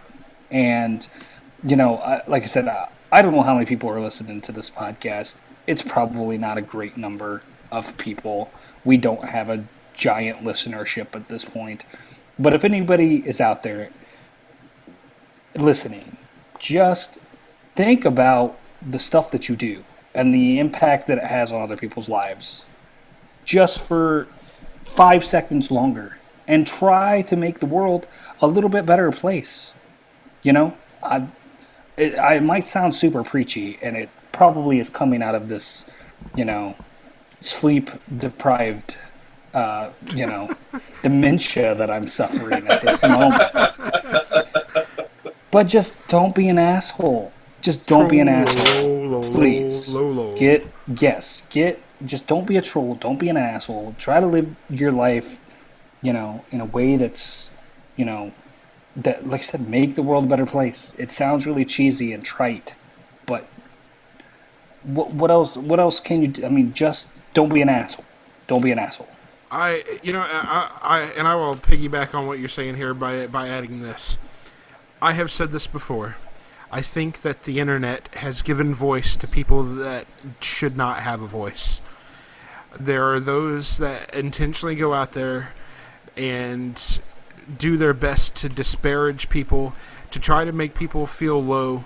And unfortunately, the internet, because of its ability to make us all anonymous, we've all become keyboard warriors, unfortunately, and some worse than others. It's I hate trying to be overly PC about things, because I do think there's room for people to be argumentative and share a differing point of view. But comes a point in time where there comes a line that's drawn in the sand where you stop being argumentative for the sake of just trying to present your other viewpoint, and you become argumentative because you want to be a cocksucker. And unfortunately, there's a lot of these kids out here that don't understand that distinction. Well, and that's, I believe what I believe, but at the same time, I know that other people believe what they believe. And there's room in this world for both beliefs, and I don't understand why people don't see that. I am friends with people that don't believe 90% of what I believe, and that's because we have common interests and because we're human beings. It's not because we both believe in everything 100%, and I don't see how people don't make that distinction between personal beliefs and being able to be respectful and being able to be, have a conversation with somebody.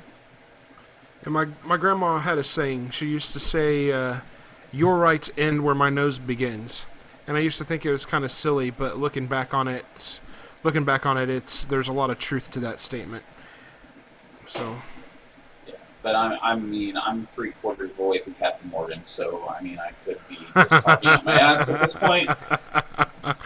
But I personally would like to thank both you and Justin for having me on this week. I know, I'm not a regular member of this, but as you and I have spoken, I feel like I have something to say about every week when you guys say something, because I don't agree with half of the shit that you say. My soundtracks would have been completely different, but I would like to thank you both for allowing me to be in and be on this podcast, and I hope you don't cut too much stuff out. I know I go off on tangents from time to time, but But I've had fun, and it's kind of nice being able to at least pretend that I have a voice in this world by you guys letting me be a part of your project here. Well, I've enjoyed having you on, man, and I think I would kind of like to maybe have you on as a regular when we get into these sports conversations and such, because I know Jordan doesn't like doing them. So we may have you on as more of a regular here. I've enjoyed having you on. So yeah, for sure. I'm not like a super geek. Like a lot of the stuff that you guys talk about goes over my head, but I can give the insight to the casual person that enjoys the things that you guys enjoy, but maybe isn't as in depth as what you guys are. Yeah, for sure, man. Like I said, I think we had a lot of fun tonight. I think a lot of laughs, a lot of jokes about me sucking LeBron's dick, and by that measure, it's a good podcast. So anytime in the future that you want to be on, man, we can definitely accommodate. So, and I also do have one more thing to say. I shit all over the Strain a few episodes back, and I still don't think that show is going to turn out to be all that good. But this last week's episode was really fucking good. It was a really good episode of television. I thought it was great, and I'll continue to report back if it goes off the rails again. I will definitely, report back and let you know that I hate it still. But this episode was really effing good. Really effing good. It was kind of funny because I heard you on the last podcast shitting all over it, and then I listened to Joe Rogan's podcast, I believe it was, and he was talking about it. Joe Rogan, I suck penis a lot in my line of work. Well, but he makes a lot of money doing it, so you can't really fault him for it. I mean, if I made Joe Rogan money, I'd probably suck dick too. But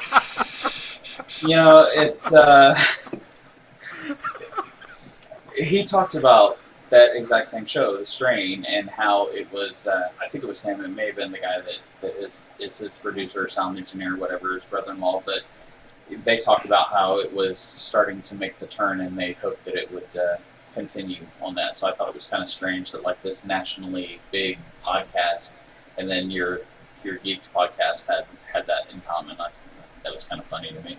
Are you trying to say that we're not as good as the nationally broadcast podcast? No, I'm saying that you're better. You're just you just don't have the widespread audience. And I hope that by mentioning Joe Rogan, that maybe we get a hashtag or something, and people will start to listen to this fucking thing, so that we can do something. If he has Google alerts on, he probably just heard Mike talking about how he sucks a lot of dick, and that's actually not what I said. That is actually not what I said at all. Actually, I was quoting. I was quoting from the Chappelle show. That is exactly what you said. I don't care who you're quoting from. That's exactly what you said. No. Have you ever seen the episode of Chappelle show where they do the Fear Factor episode? I am white. I don't watch the Chappelle show. So they do an episode of Chappelle show where they're making fun of Fear Factor, and Dave Chappelle's playing a crackhead that's participating on the show, and one of the stunts that they have to do on the show is I want to say it was they had to eat an elk penis or something like that as one of the stunts on the show. So it's like your Wednesday night. so Dave Chappelle's character tells Joe Rogan, he says, well, Joe Rogan, I suck penis a lot in my line of work. And that's what I said. That was the most awkward covering of your ass. Yeah, well, I've ever seen in my life. Go back and rewind it and see. Go back and listen to it. You will hear it complete mistake. You're like, Joe Rogan sucks dick and flosses his teeth with the tiny pubic hairs. And then you're like, oh no, I meant another show talked about Joe Rogan sucking dick. I guarantee you, if Joe Rogan heard this, he's going to laugh his balls off because he was on that episode of Chappelle's show. Okay, and with that said, we'd like to thank you very much for listening. And on behalf of Justin and Jason, I'm Mike saying take care, and we'll see you next time.